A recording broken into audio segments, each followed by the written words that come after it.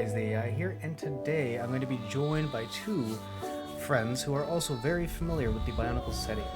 We're going to be going back in time to the early 2000s and talk about everything that we know and love about our weird, magical staff and mask-wielding individuals. So let's look at our friends in here right now. Who do we got here with us today? We have... Ooh, I hit the wrong button. Let me get you guys' volume. Where am I? There we go. Streamer. There we go. You guys are here. I have Nanase-kain. Say hello, Nana. Hello. It's me, Nanase-kain. Hey there, land dwellers. I said the thing. I'm a big Bionicle head. Although apparently not as big of a Bionicle head as I had thought, because through the past little while, I've been talking to people about it, and it turns out that there are people out there who are a lot more knowledgeable than I am. So I may have my card revoked in the near future. We'll see. Nah, you're fine. You still know more than I do. And then we have Bird of the Moz. How you doing, Bird Moz? Hello, thank you for having me, Wise. I'm excited to finally be able to talk about this freely. I've been here with Bionicle since its inception, a little bit before it too, as we'll get into, I'm sure. But yeah, this is going to be quite a retelling of some great nostalgia for me, and I'm glad to share it with you. That is one of the big things is going through the nostalgia. Birdmoz here sent me a link to a bunch of stuff that I hadn't even thought of looking up, like the mini CD-ROM stuff, and I just started going down the list, like memory lane opened up for me for real. And you mentioned that you had gotten into it a bit before Bionicle, which I knew there was a precursor, but I wasn't familiar with the fact, like, how much built up to become Bionicle. Oh yeah, definitely. You guys want to talk about that part right now? See, because I wasn't aware that there was a precursor. I just came into the whole thing with Bionicle. You know, it was like the online Flash game and like all that other stuff. I didn't know there was like a precursor to it. G2, I think is G2's... Is the Paraka still G1? So as a technical term, G1, quote unquote, is, for what I understand, is the first going of Bionicle until 2010. G2 is when they tried to reboot it in 2015. And that kind of has its own history there. There's a little bit of a history, yeah. Let's first off go. Nana, you have I on the desk before you put down a funny little figure. Do you want to tell us a little bit about that one? Because when I asked you what your favorite was. Yeah, so, Bird Moz has got something really cool, if anything. But the one that I have here is, somebody already mentioned it in chat, but it's Takanuva's Lift. It's the I think it's called the Usanui, right?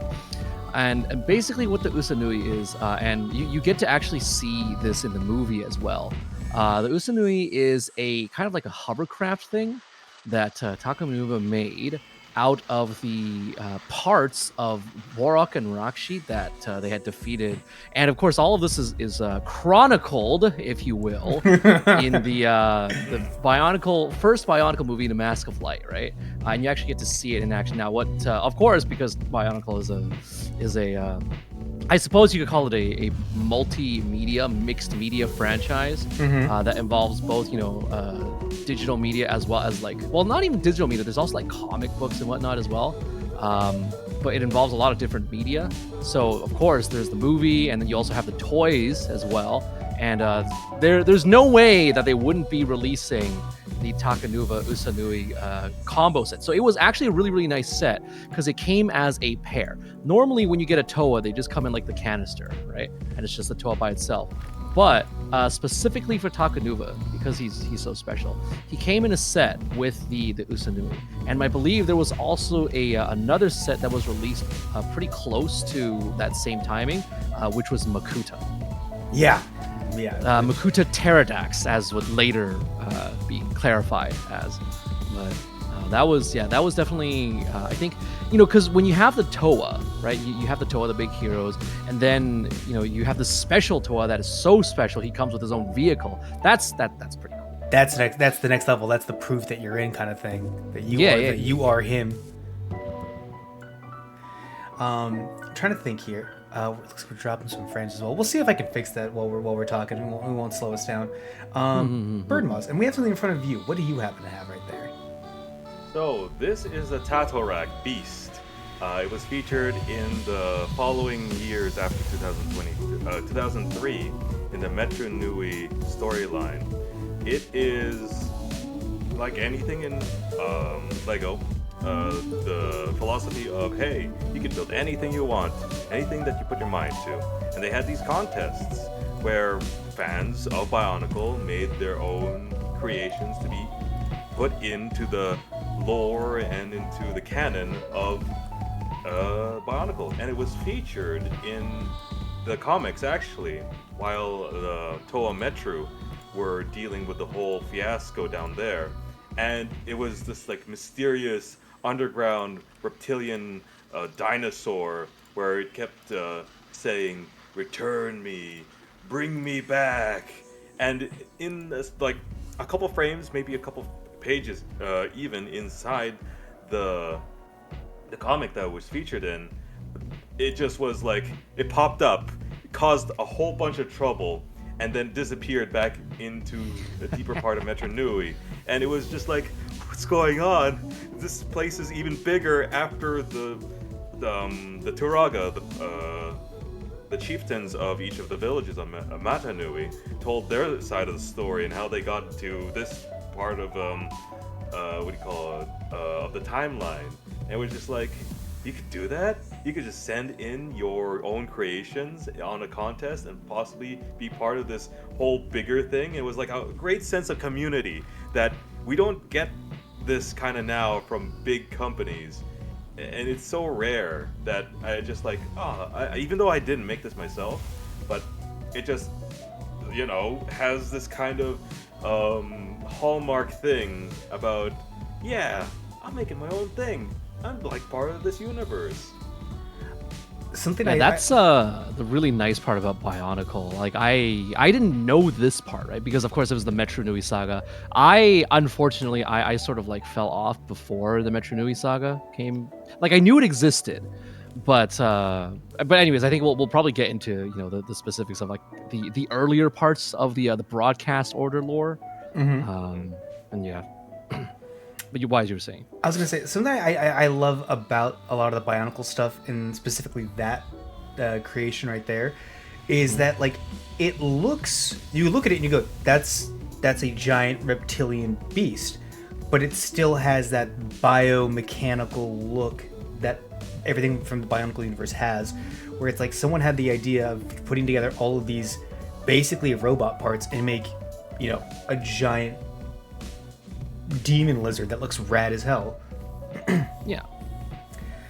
Now, that community though had to have been built up from a history of other things, and that is something that we can step off of into going into I guess Lego Technic would be the first step, right?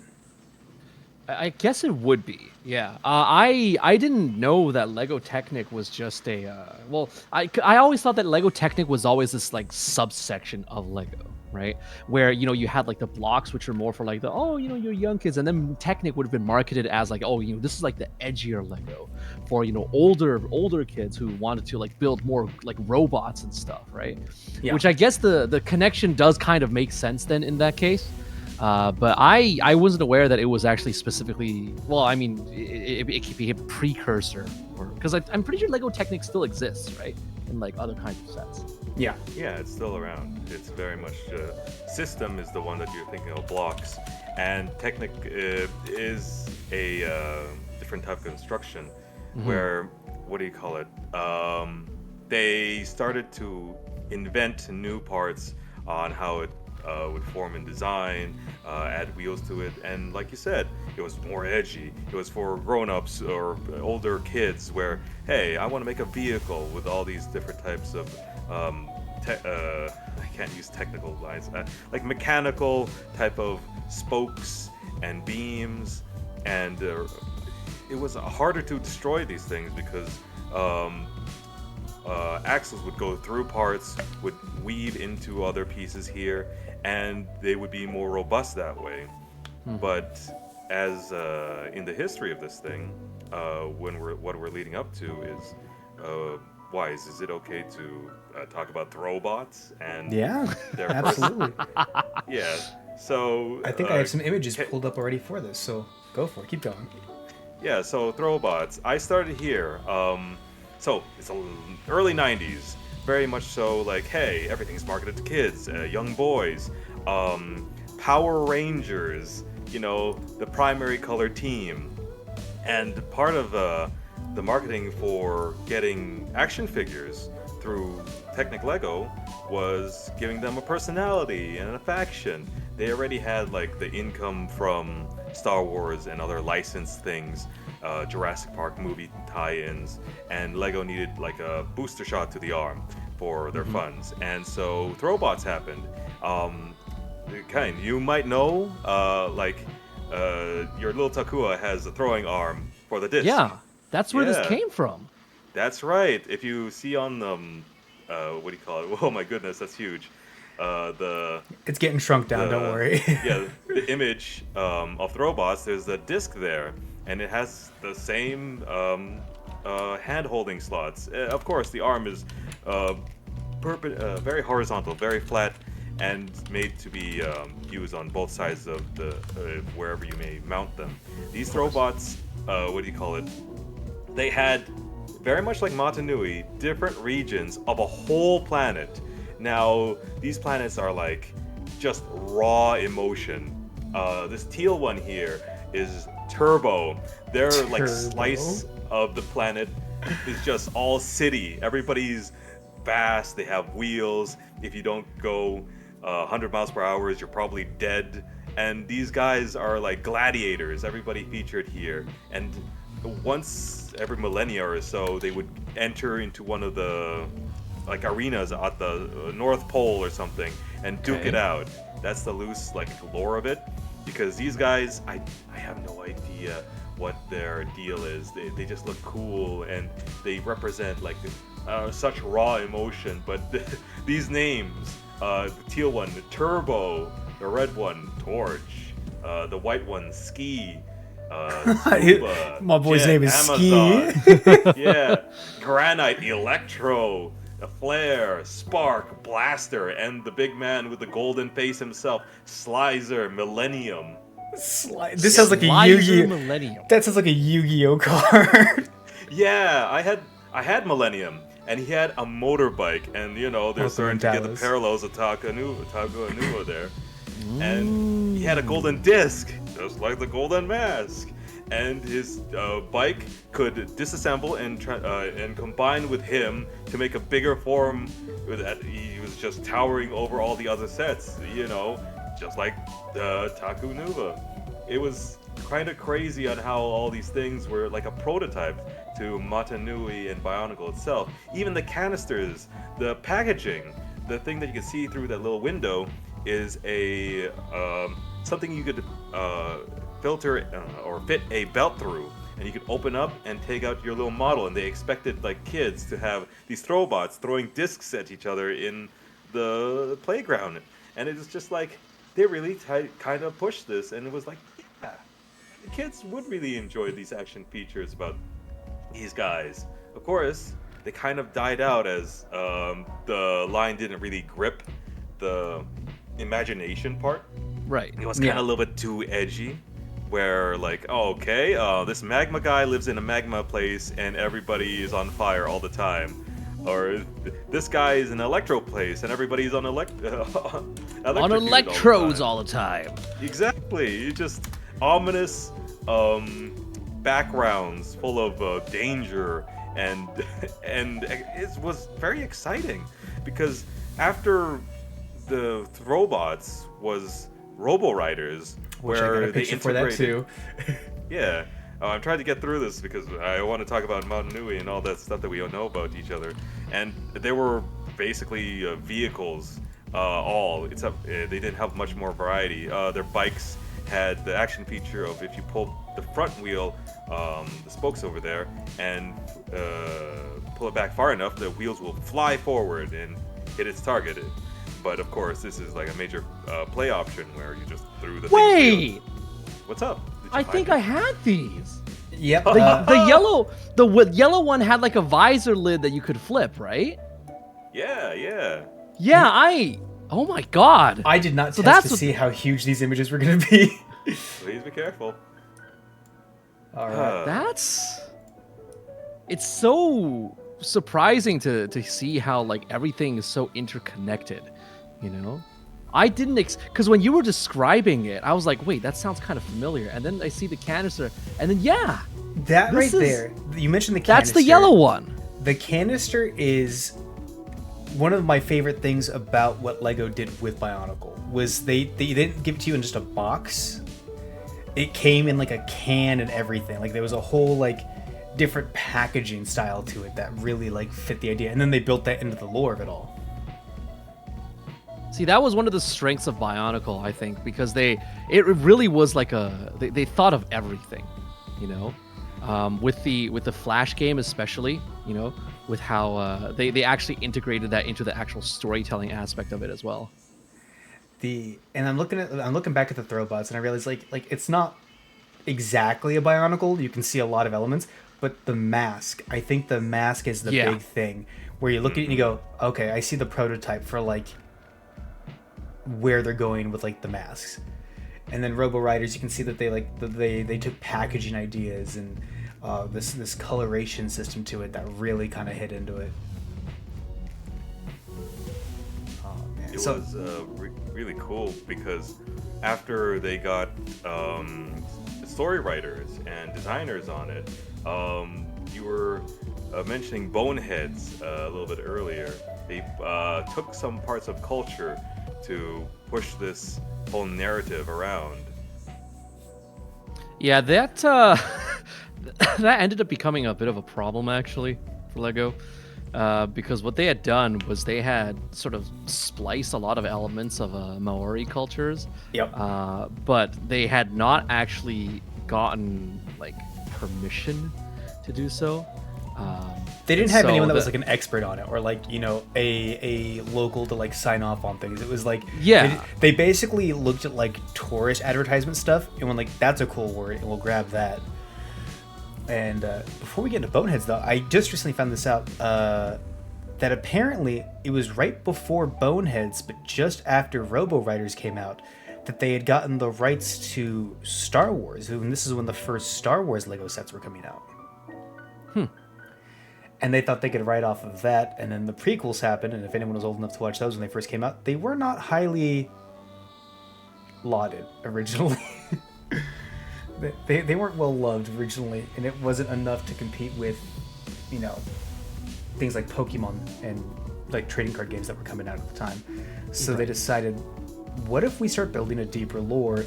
And this is what Birdmouse was getting into when they started getting into Boneheads, which I will pull an image up of that as well. But it just kind of became like this, we need to do something different that isn't someone else's IP so we can make money off of it, but we have to like, you know, put a little bit of soul into it, you know? Here's the Boneheads of Voodoo Island logo. Which, if you notice what the bonehead looks like, doesn't it look a little bit familiar to one of our land masses that we are... Yeah, it sure does, doesn't it? Doesn't that look a little bit like something that we know nowadays? Oh, man. And yeah, it was just kind of like, they went into this, and I didn't save any images of what the boneheads look like. But there were a couple designs I remember seeing that I was like, okay, this is kind of cool, actually. The boneheads were a much more bulky, I guess, look than the Bionicles were. Like the Bionicles were like the Bionicles leaned for like the late 90s, early 2000s action hero, which was instead of being Arnold Schwarzenegger, it was more of your Jet Li's, leaner, meaner fighting machines. Boneheads were straight from 80s. They were just like massive shoulders, all the armor plating. Everybody had like a two-headed barbarian axe going around everywhere, and lots of yellow and orange.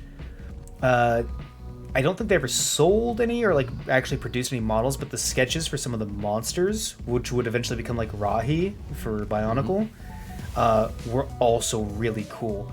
But it looked like a lot of those sets were like was, I think that the average Toa set came with like something like 70 pieces. Like Something like that. I don't remember the piece count, but it was Toas weren't really piece intensive because like a lot of the parts were just so large. Like the torso itself, it wasn't something that you built. It was just There. one whole piece, right? Yeah. So they weren't very intensive. And a lot of the Rahi were still like 40-piece sets because they were just big brick on big brick with like movable leg. Looking at like some of the bonehead design stuff, it was like, oh, these are like 200-piece sets for like a bear. Well, a lot of the Rahi, from what I remembered. So I didn't own a lot of the Rahi, but I did own the Terrakava pair set. And each one of the because so the thing with the Rahi is that the Toa and the well, actually not even the Taraga. So it was basically only the Toa that used a lot more of the new novelty Bionicle unique parts, but pretty much everything else in that first wave was still comprised mostly of Technic pieces. So you had like the beams and you had the spokes and whatnot, and they would be made out of that. So the Terrakava, I remember, they were composed basically entirely out of those standard old Technic pieces with a couple of Bionicle parts, new Bionicle parts like the claws and the masks and whatnot. Actually, I think I do remember the Rahi themselves being fairly higher count than the Toa. If anything, the Toa probably would have been among the lower count Yeah. sort of sets in Bionicle. Matoran's probably the smallest count. Well, the Matorans, so it depends on which Matorans For a you're talking special about. case. The Matorans, there was of course the Takua set with Puku, right, that you could get later on, and they redesigned them a little bit and everything. But before that, there was the Happy Meal toy, the Happy Meal Matoran toy, which is what the designs from the what's it called, the online Flash game were based off of, and those were head, torso, left arm, right leg, left leg, and mask. So it was that was it, and they were just like really just little small doors. And disc. I forgot about the disc. The disc was important. As a kid, you had to get the right discs. You had to have the right disc. This is true. But yeah, like that was it was quite surprising. And even the Taraga, right? I think we're probably going to want to spend a little bit of time talking about all the lexicon and the terminology of Bionicle, just that people know what the heck we mean when we're talking about. But just for now, the Taraga are the village chiefs. And even the Taraga, they were mostly made of like standard Lego Technic parts, with only like, I think the headpiece and the mask being pretty much the only like new Bionicle thing. And the staffs. And the staffs, that's true. The staffs were unique parts. Tubes. Were the small sets of those years. What do you call it? Like the Rahi eye that stalks you with said. Matoran, yeah. Oh, the eye stalks of Matoran? Oh yes, they put it there. Oh man, there's a lot of pieces that had to get their bulk into it. Like the Terrakava piece, I think every Rahi, just as a terminology thing, are beasts of the land. They're the creatures. That's just another word for animal. So the Terrakava are a set of two, because the creators wanted to have something to give to fight between. So these were rock'em sock'em robot type of deals, and I remember pulling down on the lever on the back and having this big rubber punching arm swing forward. These were one of the stronger type of mechanics from the first set, and the Terrakava are based on what do you call it? I guess a lizard and a whale. They featured as one of those real big Koro, Ga, Wahi. Well, Yeah. so we also got to sort out, places. Koro, Wahi, and like, what all those other terms mean. So we'll get to that. We'll get to that, yeah. Yeah. But it sounds like the Terrakava has a similar vibe to the Barog, which were the Borak Queens. And they came in a set as well with like the plunging action, but they came with a specific design point where there was a piece in the middle, which your goal was to get your Barog to bite down on that piece and pull out, and it would disassemble your opponent's Barog. Yeah, it was so like spectacular with the mask identity, where this is the target. You punch this off and you win. And they kept that on until Metro Nui. because of these action figures had action features. The Toa, your main characters, had these gears that swing their arms back and forth, and they were all, the same, but they had different weapons, and their personality shone through these things. The Rahi, like Muaka and Kanera, I own these pieces, and they were like the extendo accordion neck things. They were both based on a tiger and a bull, and I don't know where it came because they basically just they had one foot that was a big tread, and they were T-Rexes basically. That's so metal. Like this, you saying this is a creature? It has like tank treads for legs.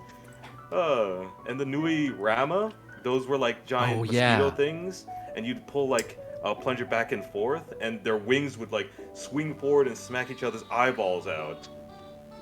These things were major threats in the story, and I'm just very glad that even hearing these sets disassembled and reused somewhere else, that the colors of these things were very exclusive. And like, hey, I know where that came from. You can't fool me. That's a Bionicle piece. That's a Bionicle, yeah. Like they're like I think specifically with the, I forget his name again. The lizard in front of you, Bird Moss. That one right there. The arm, that color of yellow. I think that's exclusively a Bionicle yellow, like green, that lime green color. That's Leiwa's color. Yeah, Leiwa's yep. original. Well, yeah. So Leiwa Nuva had those for his arms, right? Mm-hmm. And in Leiwa original, those were his legs. hey, sometimes you gotta save some space on stuff like that. Yeah, the Nuva forms were what do you call it? I don't know how to feel about how. I mean, I understand in the story, like, they went and got new forms. This is the growth part of a hero's journey. But as a, kind of a marketing scheme, like, I kind of just bought 30% of the same toy. Yeah. Just a tiny bit. That is true. The Nuva pieces, they weren't, like, they gave you, like, some body armor, which is kind of cool to have. But aside from the body armor, some new masks, that was basically it. You got the exact same thing. I mean, you got some, different weapons and whatnot. One of the things that they did with the Nuva, which honestly I think was kind of not a great decision, was that they made basically all of the Nuvas dual wielders. So instead of having, say for example, Leiwa original had a what's it called? Like an axe in one hand and an open hand on the other, right? But Leiwa Nuva ends up with just two identical katanas. And the idea behind it was that, each of the Toa with their new dual wielding weapons, they could do a cool action, right? For example, Tahu Nuva, instead of having just a fire sword and an open hand, he would now have two fire swords, which he could put together to form a lava surfboard. I was gonna say, am I having a Mandela moment? I thought Tahu always dual wield. I thought he was unique because he was the dual wielder. So Tahu original had one fire sword arm, and he also had like it was sort of like a. So if you look at the thing that Birdballs has on in front of him, if you look at the snout piece, it's sort of like a. It starts off as like a octagonal thing, and then it ends off at like a flat side, right? Right. It was sort of like it had a ball joint inside. It's the horseshoe with the two pegs coming out of it. Right. And that's what they use for the hand. So Leiwa and Tahu original both had one of those on their side arms. But in the Toa Nuva form, then that's when they got dual wielding for everything. So Leiwa's, you were supposed to be able to pose his arms so that it looked like he was like, like a flying squirrel kind of glider kind of position. Yeah.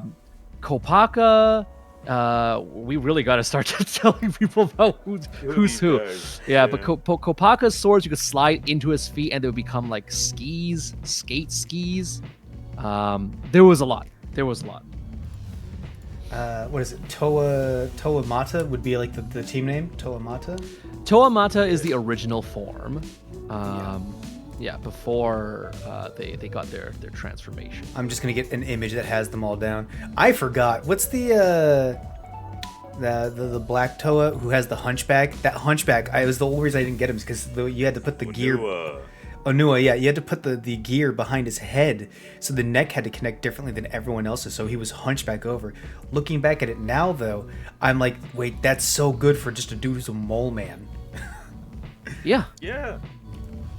He was the toe of Earth, digging through the subterranean part of the island. It's I feel like we should really like start from the beginning if we're gonna like explain all this stuff. Yeah. How should we do this? Well, we're gonna go from broadcast order because the thing with the Lego Bionicle lore is that there is, the original series, and then there is a prequel series of sort. So whenever the term Metru Nui comes up, Metru Nui is this prequel. If I'm understanding this correctly, sort of like a more advanced ancient civilization. Correct. Yep.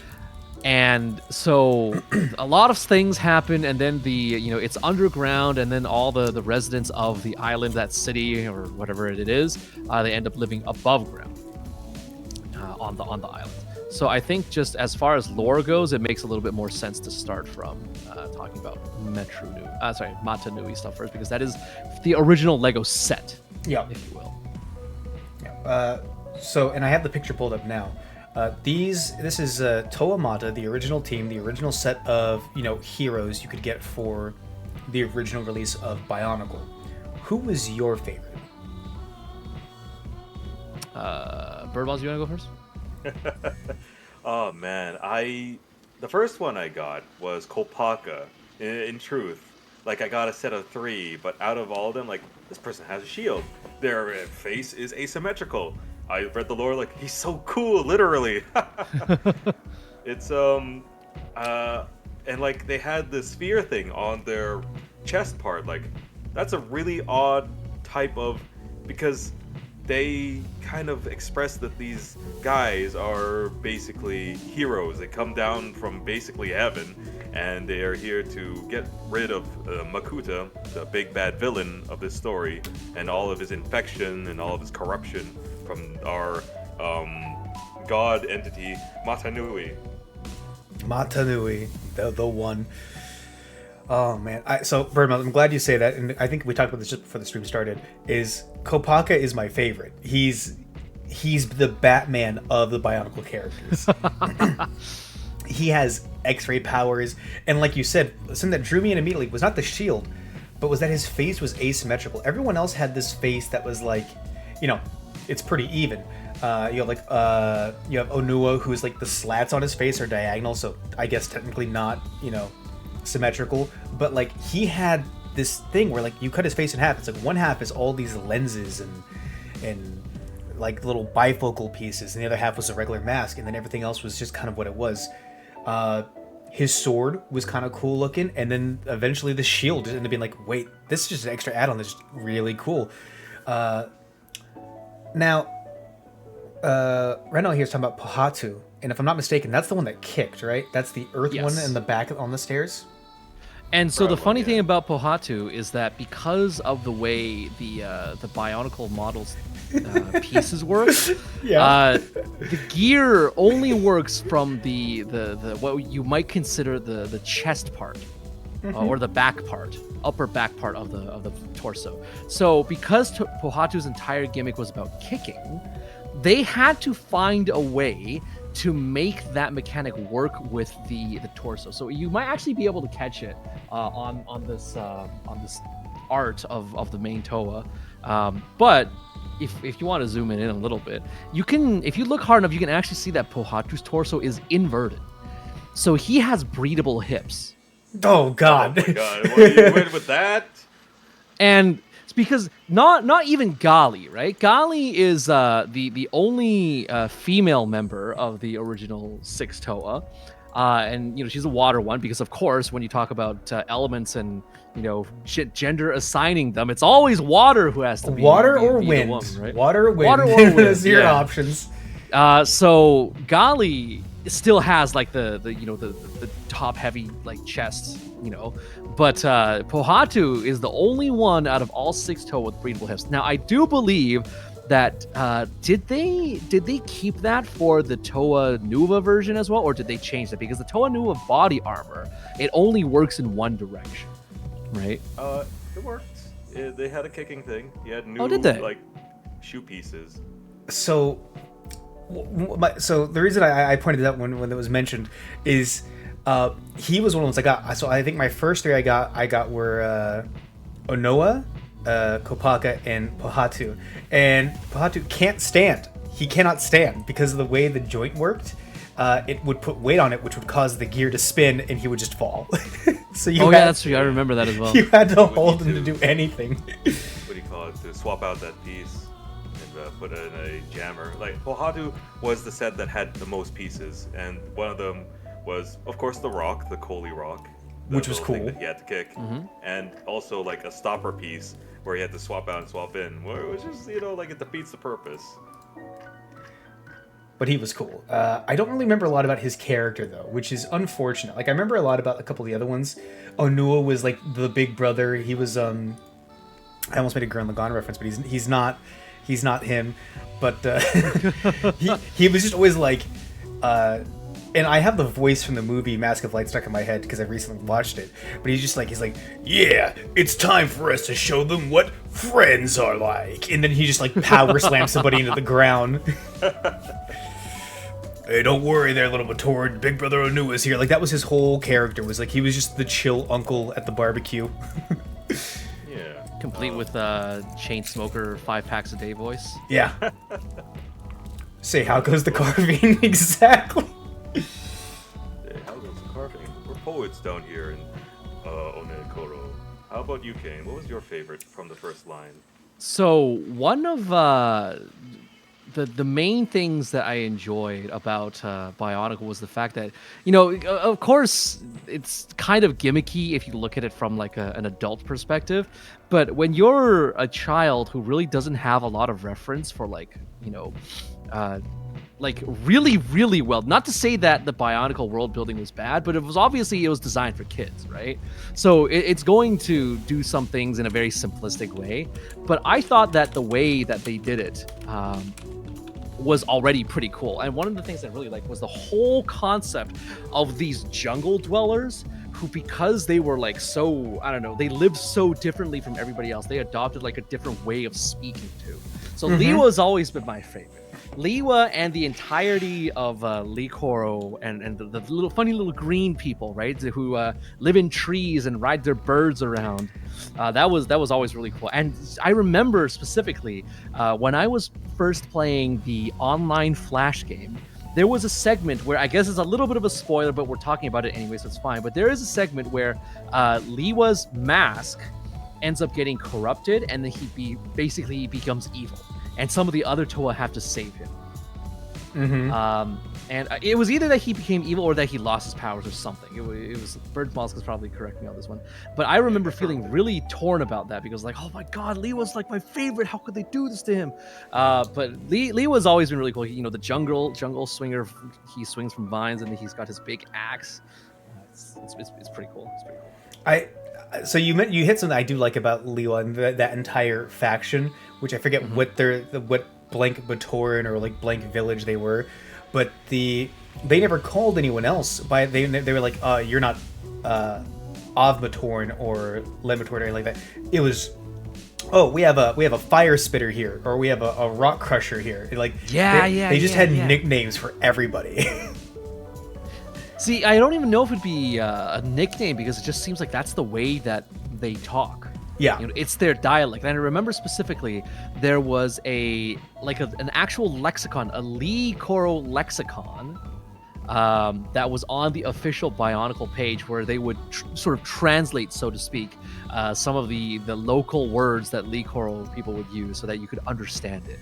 Right, and so I think that little extra bit of lore in there really helped cement the funny wind people as my favorite. It's called tree speak. Tree speak. Yeah, here it is. Amazing. Oh, we got the link. Oh, let's go. Okay. It's all hyphenated type of stuff to describe a person or an action, or like just a nickname to pepper in here and there. Ah, yes. Shoot speak or tree speak. Bad worse, even worse. Battle flight, bird mounted battle. Buzz flying, flying with an insect like drone. Bogfoot, slow. Oh, these are good. I like this. Yeah. This is really, really fun. Oh, it's the fear dread, scary. Happy cheer is happy. Oh, this is good. And that's another one of those things that made like Bionicle so different from like all the other toys I played with as a kid growing up. Is that there no other toy I was playing with, Action Man from 1999, did not have a lexicon for what anyone else was saying. I didn't have comic books of Action Man, which I found out recently were by DC. I thought they were like Dark Horse or Image. These are the first wave of Bionicle comics were DC, which blows my mind. That's pretty insane. I don't remember that bit, but I guess I mean the things check out. Do we want to actually start getting into like the lore of it all, or like I guess canisters would be the way to go into it, maybe? Or how do you think we should go into this? Yeah, Birdmalls, what do you think? I'm deferring here. Like I could talk about like, hey, who are the creators and what was that all about? Just to prime people into it. Are Great Beans going too far back, or is that a good place to start either way? Oh, Great Beings is part of the thing that they started with the what do you call it, the disc that you got with the cans. They do use that term.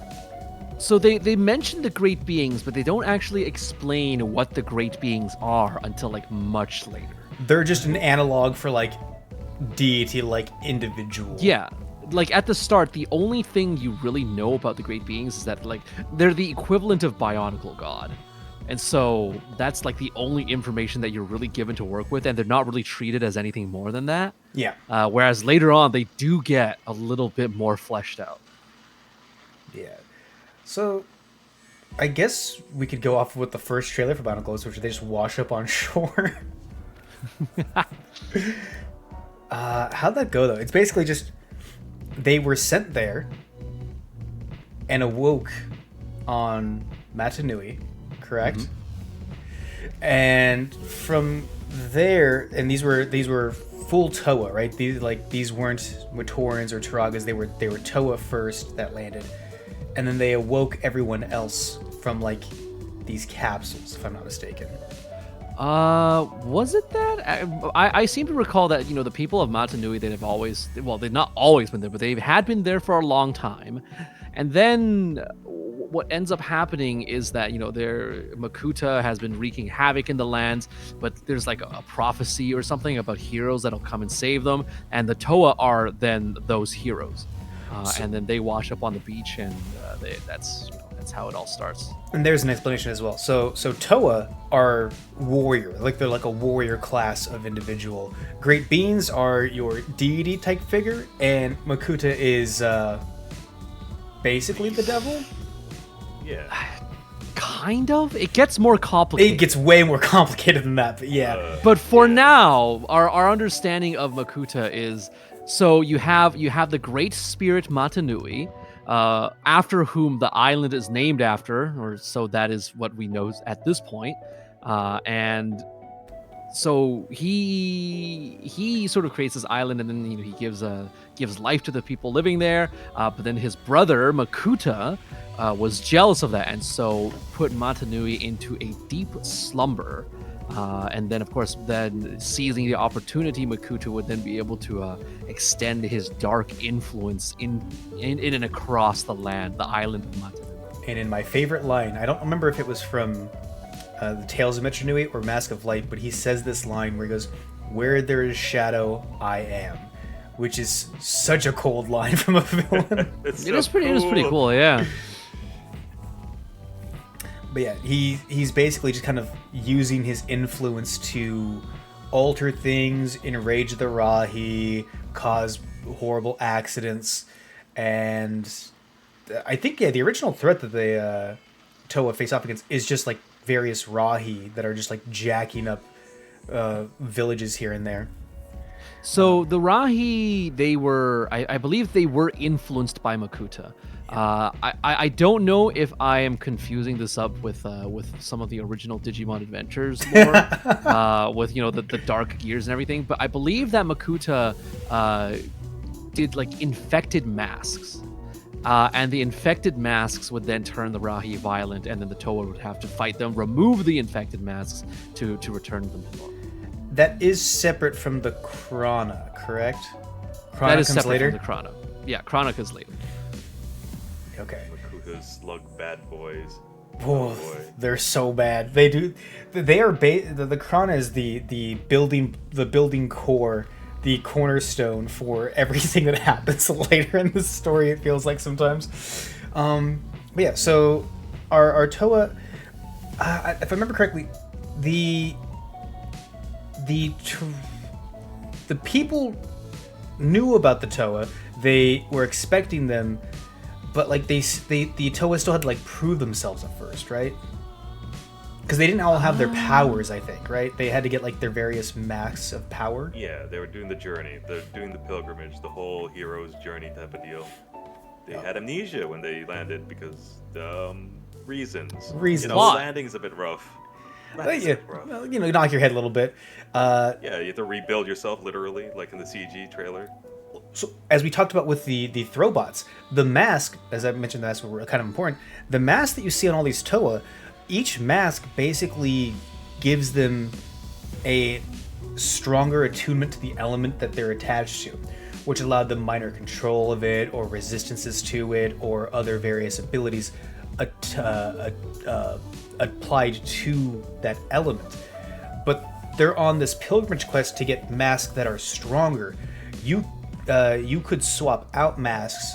I'm trying to remember. Is it Matorans can also swap out masks, but if you take a mask off for long enough, something just goes comatose, right? Because it acts as like a Yes. it acts as like your spirit effectively. Yep, that's correct for the Matoran. The Toa are a little bit more resistant in this. They can swap it off and take it on and off. It's basically their identity, I suppose. If you take someone's ego away, they lose themselves a bit. Yeah. A little bit of water cooling hydrate. If you guys got some water on you, don't feel like you have to, but if you want to, feel free to take a sip. Thank you, DTM. Thank you. Yeah, so they have to go on this pilgrimage, and they're just kind of like fighting Rahi here and there, pulling off these like infected masks and things like that. And I guess we should probably get into with the intro of the story. One of the masks is key to like the intro to the story, isn't it? Isn't it the not Mask of Time? I'm trying to remember, what's the next step in this? I read so much in such a short amount of time that I'm skipping over like various parts right now. I'll take it slow. What do you think? I remember there being something about golden and silver Kanohi. Yep, noble masks. Yeah. So, of course, you had the Kanohi, the regular Kanohi, which are the masks, right? That they give them powers, and originally it was supposed to be like, oh, you have one mask and it gives you like yourself that power, but of course other people need the power as well, which is why everybody wants to get like one of these masks, right? So that everybody can have the power. Whereas later on, the mechanics of the mask get changed when they get upgraded into Toa Nuva, but that's again another whole separate thing. Yeah, so I'm kind of pulling something up here on the Matoran universe, Okay. and I'm just trying to like help get me through some things here. And the Kanohi, yeah, it's the Great Cataclysm. That's way too late though into the story we're trying to get, and that's too early. Where do you want to end? Do you want to go by the? I mean, we can end when online story. I mean, we could probably try to reach for that if we hit that. I think we're good. But like, I don't have like a hard limit on like where to stop, because there's enough here that we can keep continuing, or we can cut it off and like do another stream at a later date kind of thing. So I'm not in a rush for either one of these things. I'm just trying to figure out where we want to continue with this, because it's like there's a lot that's happening.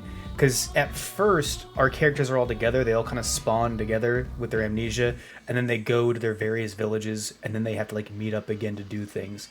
I'm trying to remember What's like the next big step there?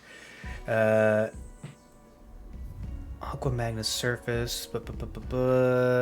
So, like, they come to Matanui, they meet the villagers, like Pokoro, Talkoro, these are all beginning of their names, plus Koro. Koro means just village, or where the people are. Wahi is like the island or ocean sanction of that. So and the there's coast, so to speak. Yeah, you got it.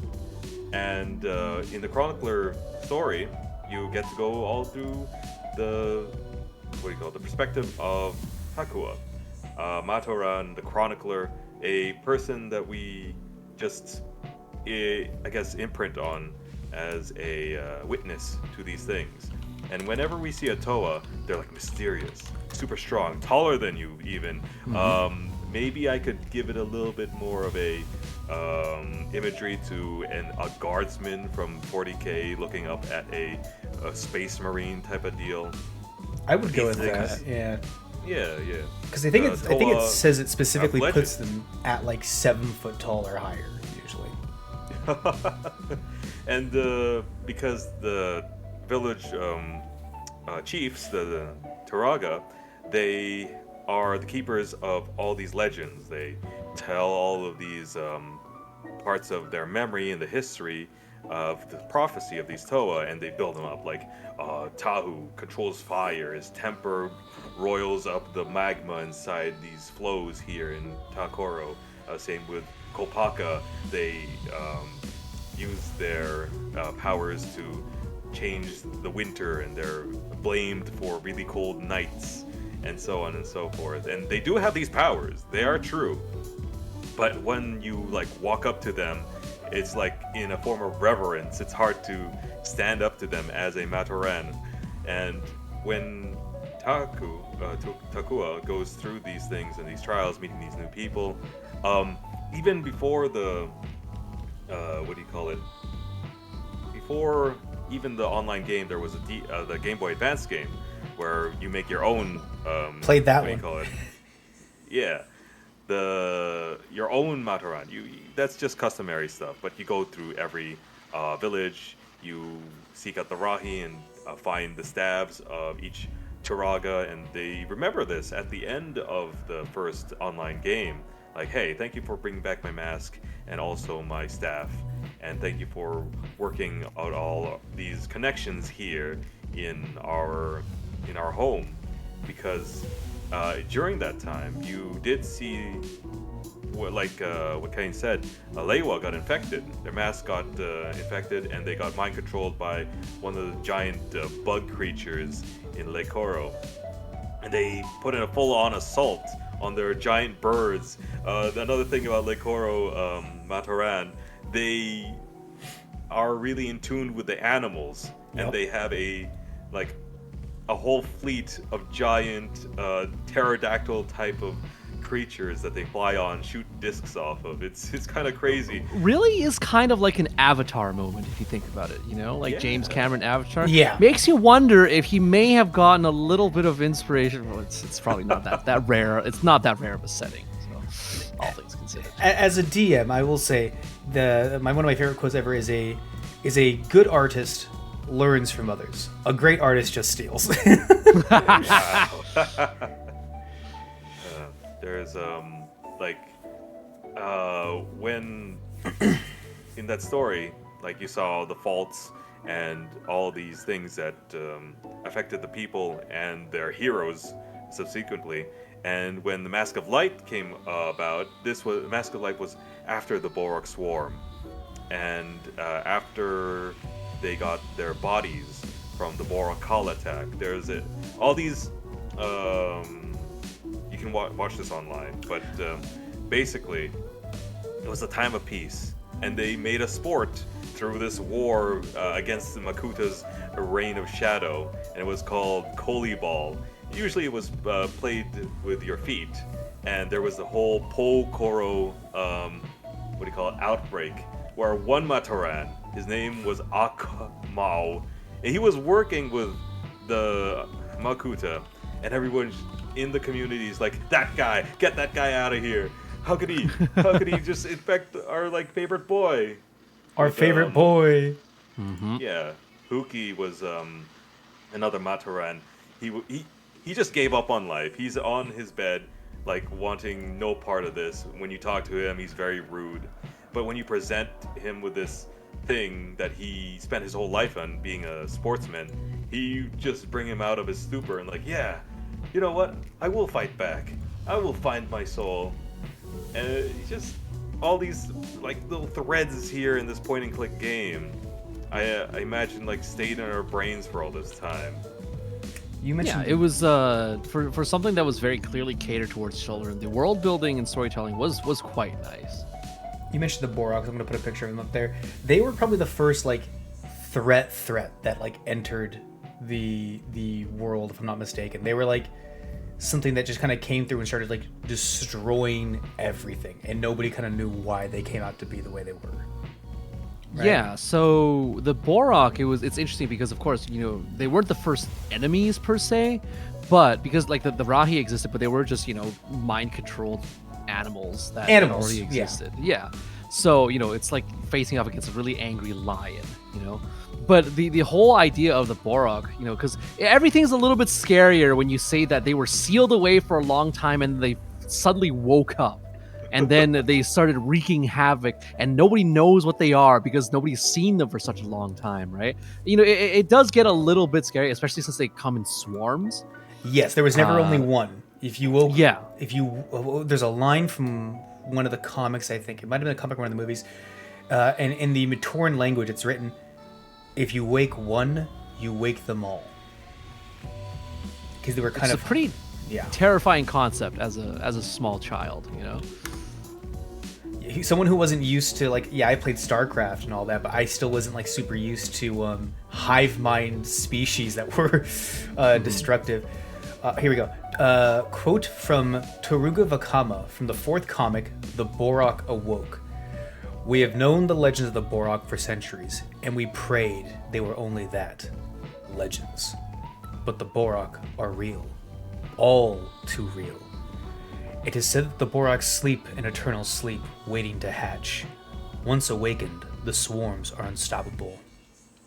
A force so powerful, they can reduce mountains to rubble and turn life-giving rivers dry as the desert sands." That's what they would tell their kids to go to sleep every night. Well, leading up to the Borok Swarm was, you would see this as the chronicler seeing the first encounter of the Toa after they got their mask and their golden mask and silver mask to Makuta and his representation. His first iteration of like this misty green bad juju pet energy.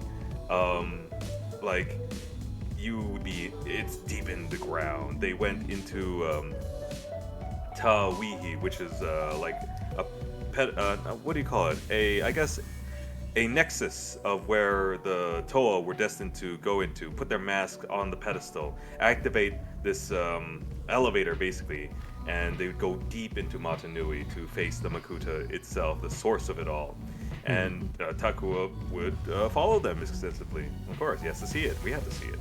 And when they face this giant entity, they first, like, you know, send out all their power. And in the Toa's term, as a play function, you could take them apart and put them together in sets of 2. You would get the green, white, and blue one and turn into one of the Toa Kaita, I believe was the Toa term. Kaita. Yeah, you got it. And then the rest, red, brown, and black, into the other one. One would have the Miru, which was Leiwa's mask, was silver, and the other one was the Hao, which was and it was golden. And these were huge hulking titans. They would face off with all their elemental powers and blast them. But the Makuta was just too strong, and then they fell apart back into their subsequent forms. Their unity, we're gonna get to the 3 virtues of that, was broken, but they were still together. And then Makuta does a sick thing where a little Tahunga fully Mataran or Tahunga, fully like infected, all with this rust look, comes out like, "You can't defeat me, because I am the thing that you swore to protect. I am the people of this land." Yeah. And it was like, oh my god, what do you do? Of course, they defeat him with, the power of friendship and with the power of like the three virtues, which was unity, duty, and destiny. And that like blew up my mind. It was like, oh, they're bringing it back. This is a great story. I can't believe they just expanded on this. And even though they used their powers, they stayed together. They did their duty and fulfilled their destiny. And after the dust cleared in that, a gate opened with the Borok symbol, and Takua would approach a wall full of these sealed little canisters, and you see two glowing eyes that would now start having a heartbeat, and this thing growled at you. In the commercial for the Borok, these roly-polies would growl and snarl and roar like tigers, and it was so sick of them because their actual play function, their head swinging forward type thing, was one of the most powerful gear actioned play effects, more so than the Terrakava, because your downward momentum on your thumb on this little latch here and how strong the gears was just gave it only almost 1-to-1 power forward, and it would smack off the Toa's mask so easily, which then afterwards the Borok would open up their crest, and then these little gummy brain mask things would be used to fling in the lore at the Toa and take their corrupt them. Corrupt them. Take There's a lot of mind control in Bionicle. I'm noticing. So it is a thing. Oh my goodness. I did find, it's right here. The timeline is Quest for the Mask, Borok Swarms, the Borok Cull Strike, and then the Mask of Light. And I kind of wanted to go over it's like I think a sentence for each person describing how they came about to find their powers, and like each of them are kind of simple.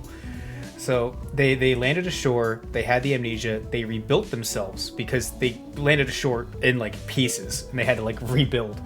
And they saw each other and just kind of went off into their own region, getting pulled naturally to their various, elemental regions. Which I think at some point we should take a side note to talk about that it's not your typical earth, wind, fire elements. There's a lot.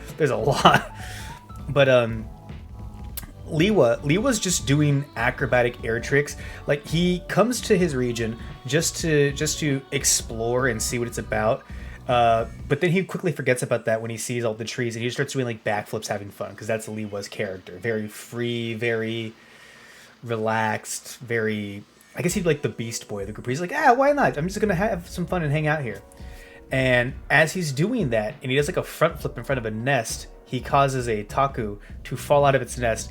And when he goes to catch it, a gust of wind pushes the bird back into his hand, and he puts it back in the nest, and he just goes, oh, wait, I can control air. He just naturally is able to cause like whirlwinds to happen. Gali sees a swarm of fish and other Rahi. They're fleeing. They're running away as fast as they can. And as she's trying to figure out why that's happening, she realizes she's getting chased down by an infected Tarakava, which is it more of like a big lizard, water lizard thing? I think the comparison or the term that I remember hearing, I could be mistaken. I believe the term was more frog, if anything. Yeah, I could see that. I could see a frog, yeah. Amphibian. Yeah, like an amphibian of some kind, where instead of it's like it's strong legs, it's strong arms. So she decides to try to use coral for protection, but she naturally just can't take seeing it get destroyed. So she attempts to swim away from shelter and is not fast enough. And then a giant tidal wave carries her and the Tarakava all the way back to the shoreline. And this thing does not like the hit and just runs away. And she realizes she can control water. Onua immediately goes to work. He sees his people and just starts digging. He's like, oh yeah, hey, let me show you the true power of a Toa. And starts, carving up the rocks as fast as he can. And he just comes across a carving that has all of the other Toa, including himself, which he finds kind of weird, because why would there be a statue of him if he just got here? Mm-hmm. And he just kind of ignores it. He goes, that's cool, and just continues going through. He meets a couple of other people, a couple of the Matorans, and they explain Toamata's destiny to him. So he's the first person to get the, hero's journey. This is the quest you must go on. And he doesn't like get any he doesn't realize any kind of power that he has at the time, which I think he has like gravity powers, like he can like manipulate rocks and things like that and make heavy things lighter and stuff. Or is that later? I feel like that might be later. The main thing I remember is just that his mask is the mask of strength. Yeah, he's big. He carry big thing. Yeah. Kopaka goes off and does his quiet wise monk Batman philosophy thing in the mountains, and he realizes that a Matoran's chasing him. He traps the Matoran in an ice slide. He asks him some questions. Why is he being chased? Why am I on this island? Do you know who I am? I think I know who I am, but I'm not sure. Do you know who I am? And then they're both attacked by something called a Nui Rama, which is like a flying insect, like an angry beetle, I guess. Yep.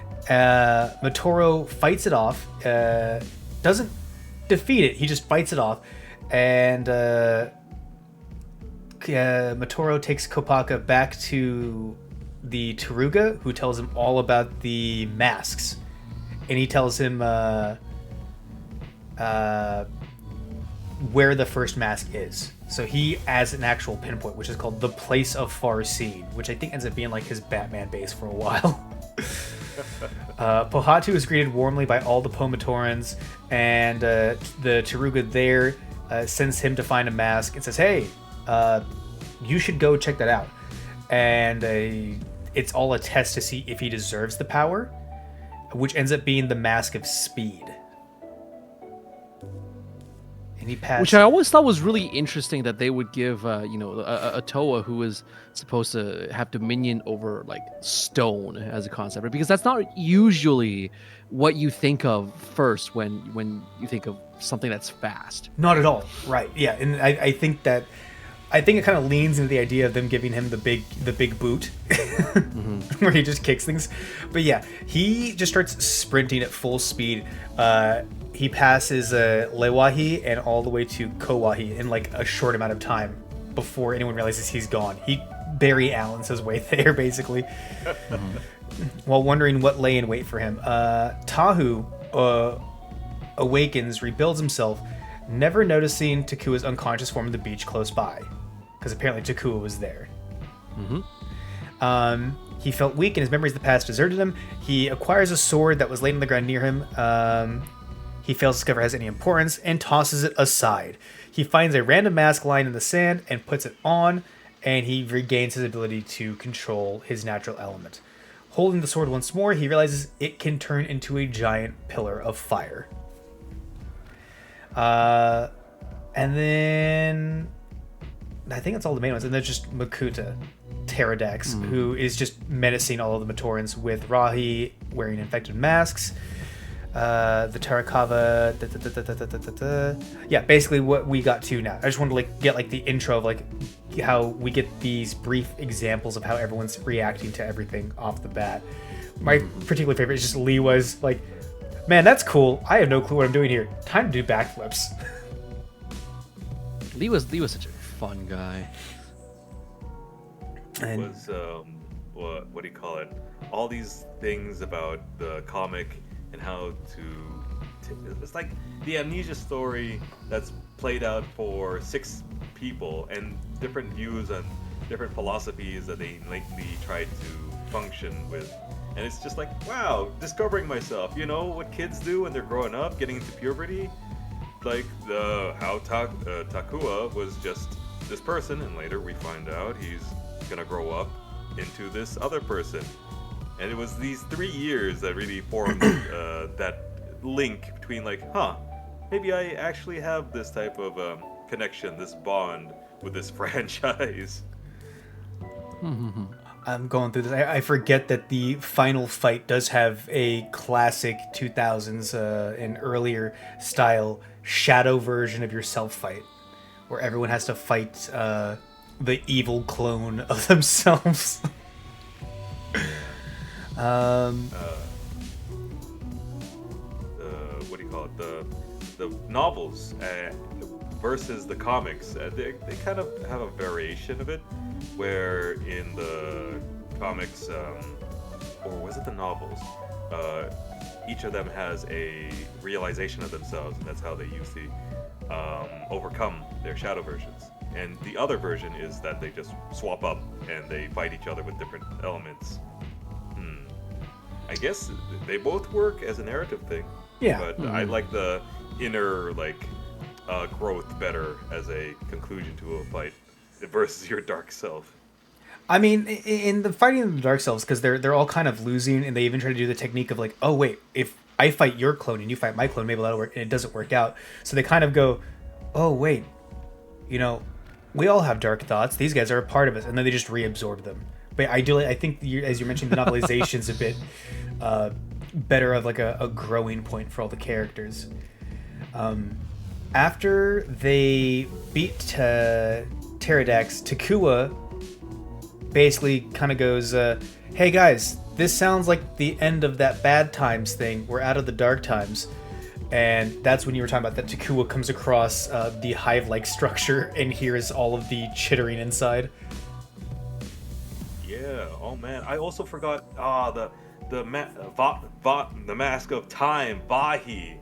And I'm just like, wait a minute, how come was I don't that remember in this? the first, like, the Toamata story? Yeah, I remember. Maybe it was Tahu Nuva? No. Never mind. This was after, or maybe during the. Okay, so who used it? Lady Borak? Okay, no. That's right. It was Tahu Nuva who used the Toha, the Kanoi Vahi, the Mask of Time. There we go. I thought it was before then. I needed to double check that. Weirdly enough, the Mask of Time is not the strongest mask. It's up there, though. Yeah, it was like allotted, and how would you get this mask? You would get in polybags. These, I guess what we know today is gacha, in these bags of random, assortment of different colored masks of the original, 12. Mm-hmm. And one of them would be this orange Mask of Time, and it was used to slow down the Borak call, but I guess Tahu just didn't have enough energy to use it because it's time, and that's we already have that problem later on in the very consumptive franchise. Yeah. That's something I do like, is that the Toa, over all their adventures, whether it be Metro Nui or Mata Nui, they all have these like game-breaking abilities. But the problem is that they do have a very specific battery on what they can do, right? They can't just spam super attacks all day long. They have to actually like charge it up, or like it, like your superpower one-shot kill is also only one shot. You have the one shot.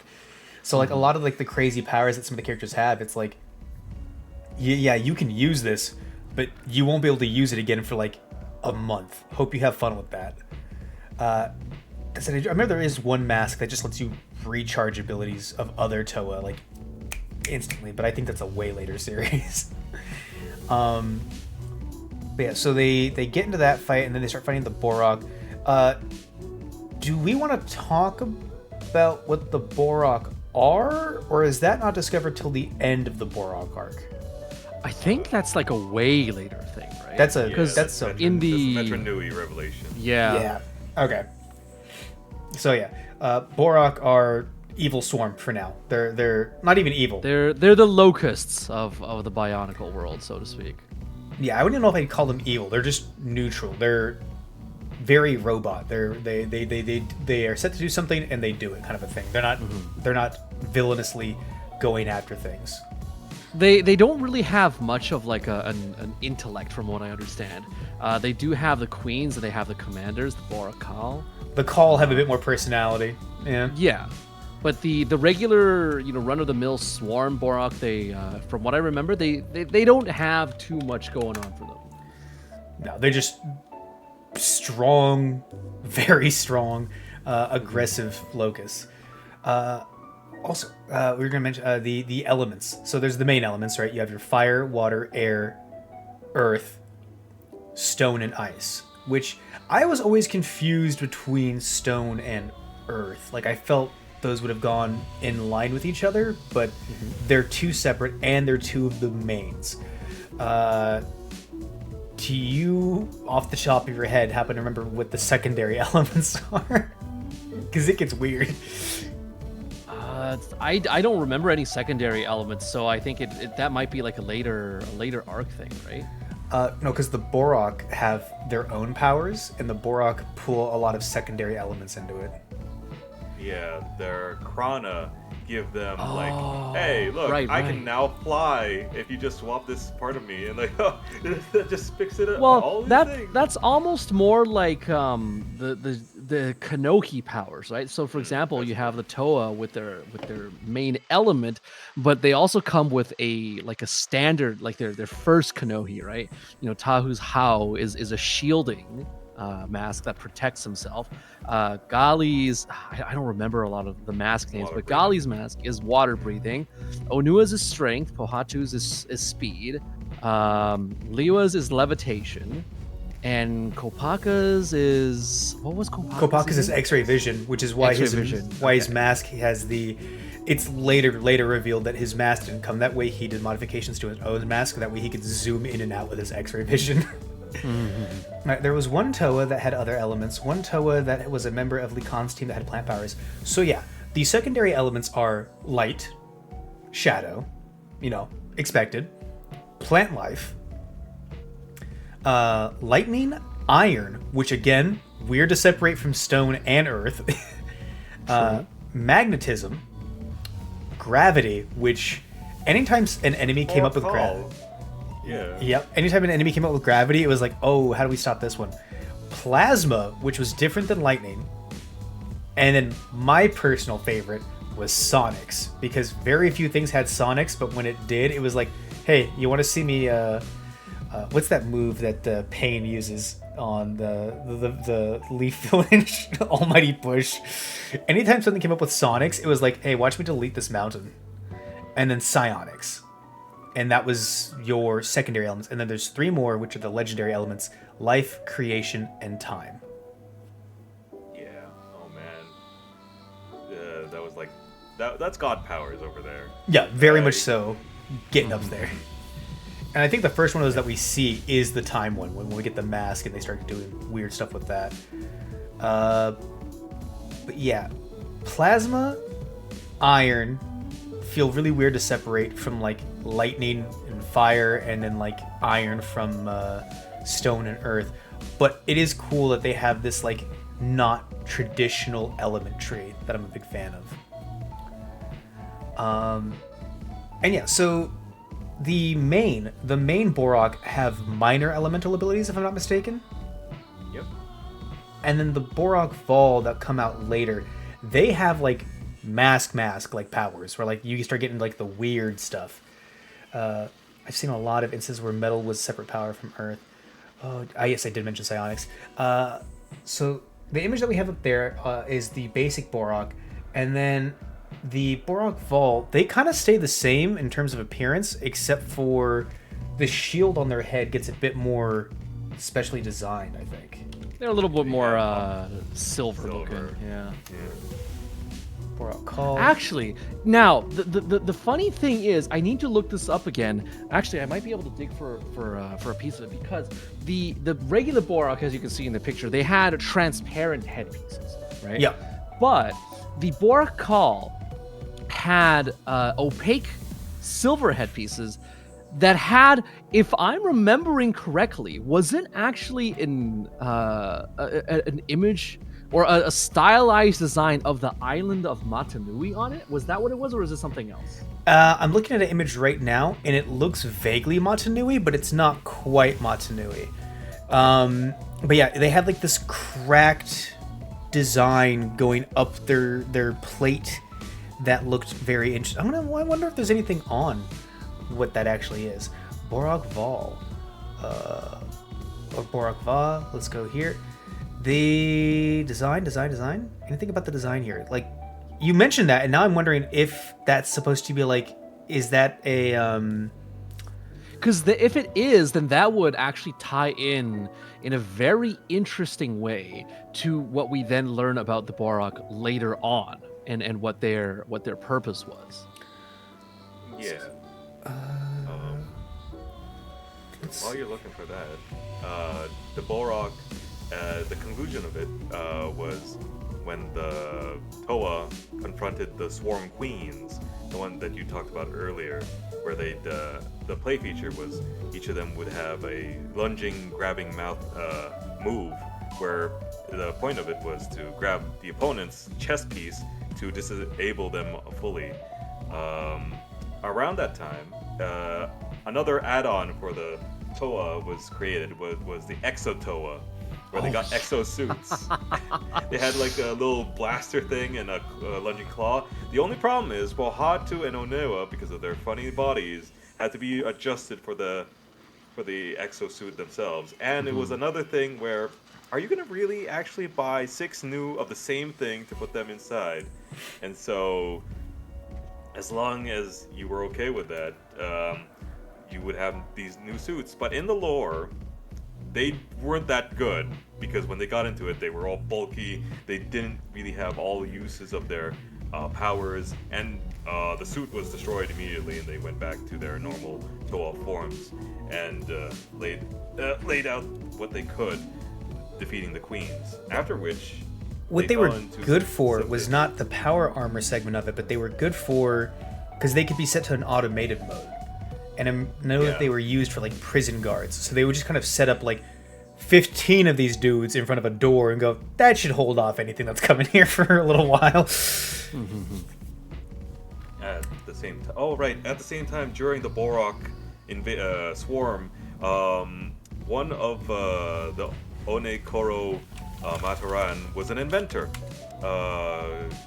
and they invented the Boxer, which was from spare parts and a Borok body. Now, later on, this might be a little bit morbid, but it was very useful, and another play pattern, and a way to get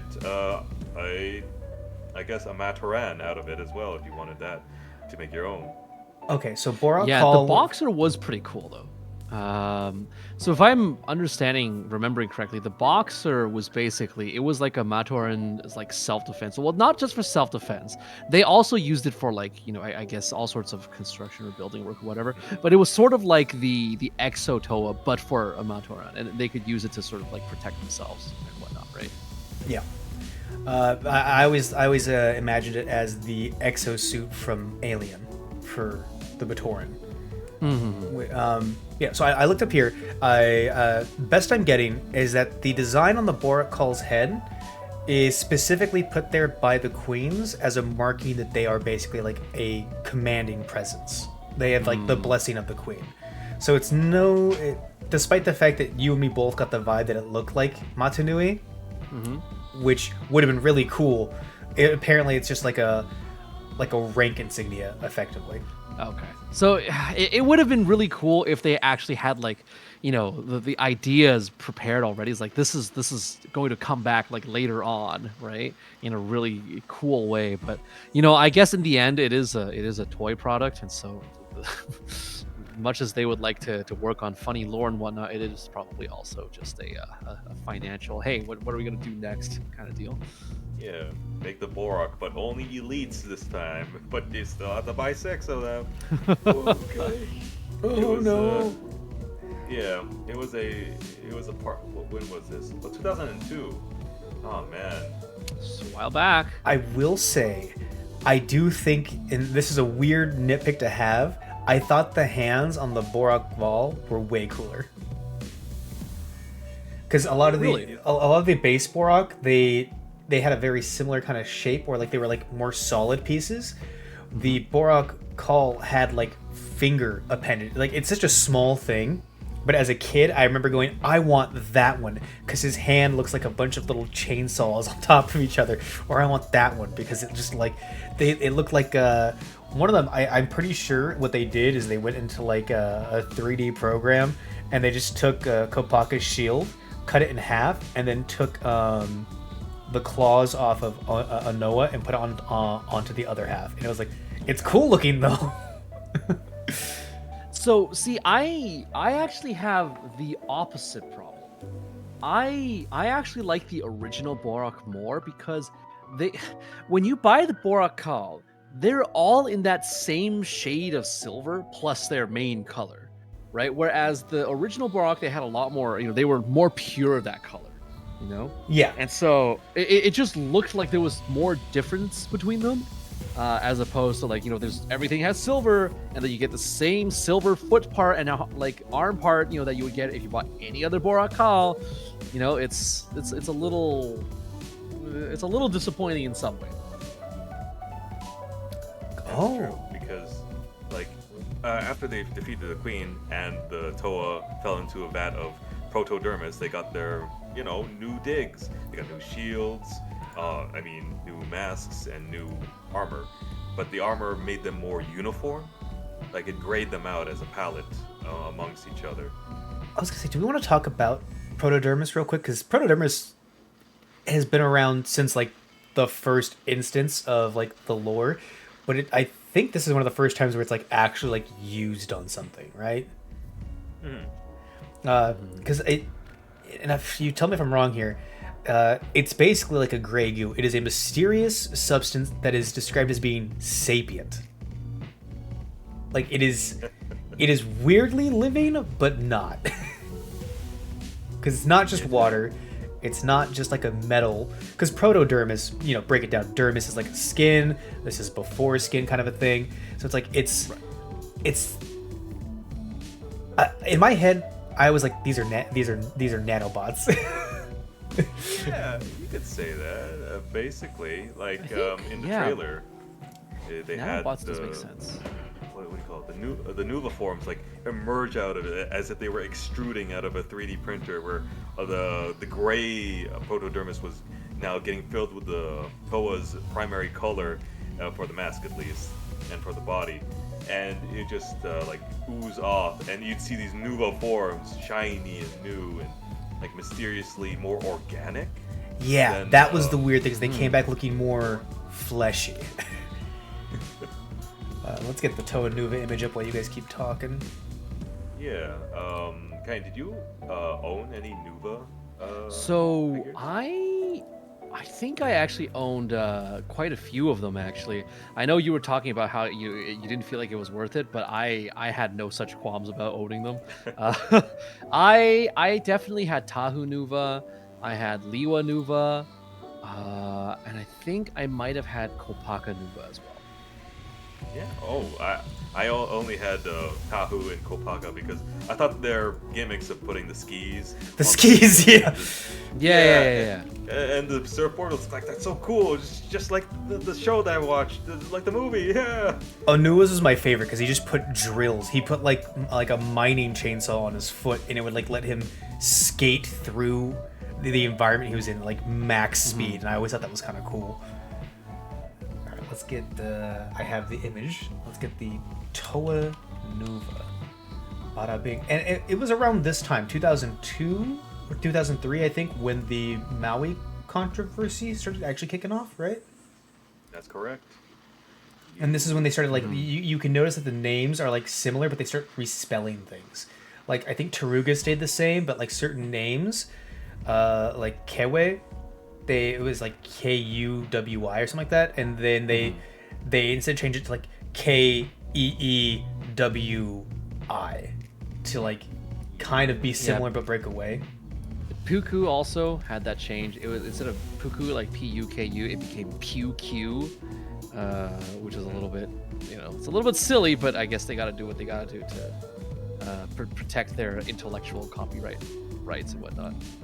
Yeah, some of the main villagers, like the ones that you could buy, like Huki turned into Hyuki, just like Pyuku did, with the E-W instead of a U. Jala turned into Jaler, but functionally the same if you're British, right? Functionally the same. Man, that was the narrator's voice, very much so. Oh, you know what? I do like. You were asking about like thinking about like the Toa Mata versus Toa Nuva. I do like Kopaka's mask a bit more here, because it does look like a upgrade. Like at some point he went into his bat cave and like tweaked it to like hone it in a little bit. The shield, though, they turned the shield into an actual filled-in shield, and I kind of had a thing for his old shield that had like the weird gaps in it, because in my head, like an energy shield is what I always thought it was kind of the vibe. The funny thing about Kopaka's old shield is that if you look at it as far as a Lego piece is considered, it was actually a regular Lego system piece, I believe. If I'm thinking about the right one, where it was used as a radar piece in some of the more spacey sci-fi sets, but they colored it white and gave it to him as a shield because it also had like a hole in the middle that you could put the what's it called, the spoke through. Oh, I'm looking at it right now, and I'm like, that's a satellite dish. Yeah. Huh. Young me would have, Young me out here thinking like, oh, nano machines. Young me also not realizing that's just a satellite dish in his hand. They were really cohesive with the style and what parts they were trying to use, because System, the normal Lego, and Technic was trying to be distinct. Like, man, later Lego would make a, I guess, what do you call it? When you have a diorama, they would have smallerized versions of the Toa and the character. As big as the minifigs, and everything was system. But you'd still have, big parts made out of the Lego Technic pieces from Bionicle. You can see that in the Metro Nui line when they really wanted to show like, this is a big city. Oh, I'm reading here in like some small notes. Apparently, after they got out of the energized protodermis, their masks got upgraded, right, slightly. So Yes. like Tahu's original shielding was like he could shield himself, but now he had like a big like the Halo bubble shield. He could just shield an area. And as like their final escape plan when they beat the queens and all that, and they started like getting through all that, they as the place was collapsing, they apparently realized that the Liwa and Pahatu's speed and flight could be kind of carried over to each other, so they could like Mach 10 fly everyone out of there. Oh, that's so cool. Only when they're Explain a lot of together. stuff. Which is again part of the whole unity thing, right? You gotta work together with your allies in order to get the full benefit of the effects, because it was actually really funny how they played around that with the Mask of Light movie as well, where you had the Rakshi come out. And I guess we'll talk about the Rakshi in a little bit. I think they're the next thing, right? They are the next, yeah, because After the Borakal. yeah. So the Borakal strike, everyone removes their Krana, and then they get reprogrammed, specifically reprogrammed, not trained, not told. They are reprogrammed because they are less organic than everything else, to repair all of the damage that was done. And all the Toa are kind of doing their, testing their new power. It's kind of like the original run again, where they're like, oh, I'm just going to go to my region and mess about and see what my powers can do now. And then they get told about newer and stronger masks, and everyone kind of starts going to Borak Nest and things like that, and they're finding more and more of these masks, like Kanohi Nuva, which were just the masks that had been exposed to the protodermis. Which it sounds like there was a spillover. I'm not reading anything that says that there was a mass leak, but it sounds like protodermis got everywhere for a bit. So that's the thing that is a little bit confusing, because protodermis is supposed to be like very rare, right? Like it's not something that is just everywhere. I think it was specifically part of that that what's it called? It's very underground, I feel like. So the Borak Queens, they were kind of underground. During the Mask of Light, during the Makuta battle with Takanuva, they both also fall into a pool of protodermis together. So it's not like a thing that's just everywhere, which is kind of silly when you think about how, these new masks just popped up. Like, it's a new generation of Pokemon that just got discovered, when the only reason why the Toa were transformed into Toa Nuva in the first place was because of that protodermis exposure. How does a mask just suddenly get exposed to protodermis all the time? And how do they only just figure about it now? It's the kryptonite problem. A super duper rare element that no one should have access to, but everybody that fights Superman has it in their back pocket. Quite It silly. doesn't look right. Yeah. But if you put a Nuva mask on a Mataran, it makes their head look kind of too huge for their body. Oh man, but it looks like yeah. So they fight all that. They take care of all the queens. The Borak Vol call do they fuck them up for a bit. They use their powers. Unity, as we're talking about. Something about symbols here. Now, does anyone remember what these symbols are specifically about? The Toa Nuva retrieve their symbols. Yeah, every time. Oh, sorry. At the beginning, they would go to their pedestal, where they like, hey, I have a sense of feeling that I should be here. My amnesia is kicking in, but like I think this is where I need to be. And the Turaga was just like, yeah, this is your thing. You are the, I guess, controller of fire, and these symbols, these tablets, are a representation of that, but also the actual connection that you have to the element. And if this is taken away from this pedestal, you lose that power. And we see this when the Borakal attack and steal their little tablets. And Tahu, like, you can't defeat me. I am the Toe of Fire. It gets crushed by rocks. And, like, he still has his powers, as in, like, his mask powers. He just is really underpowered now. Mm-hmm.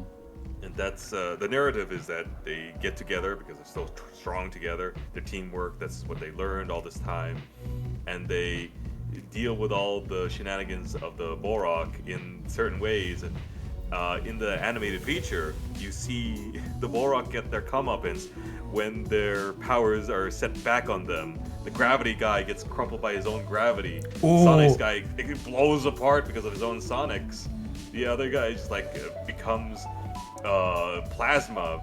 The other one gets sucked into space. The electricity one like vaporizes. They just get mirror reflected. That's sick. Yeah. Oh man. Let's see. And then after all the Borak fighting's done and all that, we enter something called Naming Day, which is a celebration in honor of the Matoran who contributed to defending. Yes. So this is the in-lore reason why everyone's name changes. Okay. So Right. yeah, this is I was like, why does this sound familiar? This is when Puku becomes Puku. The Turaga are also created to Matoran bodies. Jala and Takua were the first to be changed, and they showed the other Matoran to give everyone faith. So this is an in-canon reason why the new sets are coming out and why the names are changing. Okay. Next up is the tournament, which is what I think Mask of Light starts with, right? Mask of Light indeed starts off with the Koli tournament. Okay. Now I feel like you are a bit more on this one than I am. Yeah, so the tournament was basically it's like a celebration, so to speak, of their unity and how they all work together. They were able to work together to build this great Koli, what's it called? What's it called again? Not a field, stadium. Yes. Yeah, and so you have the Toa. I think it was Takoro and Gakor and Pokoro residents who were in that first tournament. So you have the fire people, the water people, the stone people. Apparently, Tahu and Gali had bad blood, which was a thing that I don't think was ever really apparent before, but apparently it is a thing. Birdmaw's, yeah, you might have to dig up the. I'm gonna do a little digging for that. Yeah, but my immediate assumption is just a fire water thing, right? Yeah, because they wanted to show that little dichotomy, I guess, of you got these two people who are the opposites of each other, but then they have to learn to work together and whatnot, which is like, yeah, okay, sure, whatever, right? Yeah, kid stuff. Yeah, kid stuff. Work together with the people who maybe aren't the same as you, but yeah, it was, and then. The whole thing was that before this tournament started, Takua and Jala, they're off exploring, the volcanoes as fire tribe people tend to do, just walk around in lava, and they find this totem, the stone totem, and it seems to just be a totem. I don't remember what was the exact reason why they were looking for it in the first place, but they find it, an accident happens, Takua drops it into the lava melts all the rock off, and out pops this strange glowing mask. which we later learn and figure out is the Mask of Light. And so the first Bionicle movie, The Mask of Light, is about that and what would end up becoming the 7th Toa, the Toa who wears the Mask of Light, the Toa of Light. I'm reading it. I'm reading it right now. Oh, it's so dumb. So apparently it's something. So apparently in Chronicles #4, which was one of the comics that took place between Borakal and Mask of Light, the Toa all kind of go off on their own adventures while occasionally looking up at like their pupils who are going into like the Koli tournament. And Gali comes across Tahu just bored as shit, and he just lights a forest on fire. Oh my god. And Gali, like Liwa, kind of has a thing for like the Rahi, like she's like a bit more in tune with nature, kind of a thing, and she's just pissed. And then like you cut from Chronicles #4, and you go directly into them meeting up to meet like their pupils, they're like the champions of their regions, and that's why she's pissed. She's like, I still can't believe you fucking lit the forest on fire because you were bored. Oh my god. That is kind of a very funny reason, actually. I just decided to set a forest on fire because I don't know, got nothing else to do, I guess. You're gonna stop me. I think like it's like a bit deeper. Like he was trying to test what his new power was, and it went a bit more than, because I think he hasn't used a Nova yet, but like he's like trying to see where that limit is, and it just goes a bit further than he thinks it will, and it just starts lighting the forest on fire as Gali's passing by. Oh man. That's so good though. No, that is peak, like, I don't want to say children's entertainment, but that is very peak young adult, like, this is why they don't like each other. Oh, that's set a forest on fire. I mean, on him. Yeah. But yeah, so we're at the tournament. Everyone's kind of meeting up again. I think Kopaka's just gone off into the wilderness of the snow, and no one's talked to him for like a year. He is always meditating somewhere. Always meditating. Gone. And so yeah, they find the stone. Keep going. So they find the stone, and Turaga Vakama, the fire chief, who is always, for some reason, the one who is most relevant to any discussions of prophecy and whatnot. Even though Nokama is the one who's the seer, I believe. Yeah. But translator. Yeah. Or actually, isn't that the ice one? Nuju. Whatever his... Sorry. Nuju, yeah. Nuju is the one. I forget if he's a translator or if he is a Turaga. Matoro is the translator. Definitely. Okay. I mean Matoro. And yeah, so you have that whole thing, and they get sent off on this quest to find the 7th Toa, because of course 7th Toa very important for the safety of Montanui and its future. So Takua actually, for some reason, it's very strange because in the Flash games you don't really get like a canonical sense of what his personality is like. But in the Mask of Light, you do. And I don't know if everybody felt this way. I don't know how you felt about this, Bird Balls, but I felt it was really jarring because Takua always seemed like a really responsible, kind of like reserved kind of personality. But in the Mask of Light, it turns out he's just like messing around. He's very much like a prankster kind of guy. So when he gets commissioned by Turaga Vakama to find the 7th Toa, the Toa of Light, he's like, oh, actually, it was Jowler who found it. He's the one who's supposed to find this Toa. He ships it to him. Yeah. Yeah, and I get what you're saying though, Nana, because like from when the Toa first arrived on Motunui, Takua's been there, and it always seems like he's the guy who, because he's the chronicler, he's been writing all of this stuff down. He's been there for every step of this adventure, dangerous or not. And then we come to Mask of Light, and he's kind of like, no, I don't really want to do it. No, it's not me. I'm not that guy. And he's got the voice down too. He just, yeah, it's a very like jarring, I guess is the perfect word for it. Yeah. Yeah. So then they go off on that adventure, and they end up, seeing all the you do this quick tour of Matanui, so to speak, because of course everybody has to be there, right? You know, it is a direct to DVD, direct to video film created mostly for the purpose of selling more toys. It was still kind of cool when you first watched it. You get to see a little showcase of all the Toa's powers. The Rakshi are revealed, and My the favorites. Rakshi. I would say that the Rakshi are some of my favorites too. Some people don't really like them, but my understanding is that the Rakshi are, lore-wise, they are described as sons of Makuta.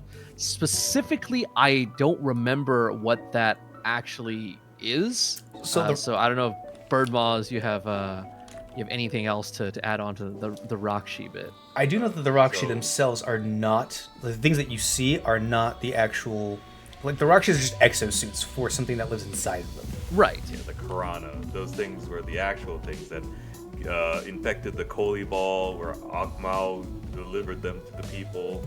These things are, they have knees, they have arms. The knees was a big advantage. Yeah, I don't know why people would be feeling like this. Like, I guess they are like evil Toa, basically, right? That same power Pretty level, much, yeah. actually, yeah. Yeah, they have staves to make them fearful. They have like different powers to basically be the antithesis of the Toa Nuva. Yeah, they are built different. Yeah, so I think I remember a lot of their powers being more like psychological in nature, right? There was fear. There was hunger. So because this was the last thing I was watching before we all got into the voice call, because I was like, I need to up on them because they're my favorites. There is the staff of hunger, which is what the Black Rakshi has, and his is, as he's in contact with somebody, he drains them of their strength and he gains their strength. So obviously the first person he dukes it out with is Onua. Onua, yeah.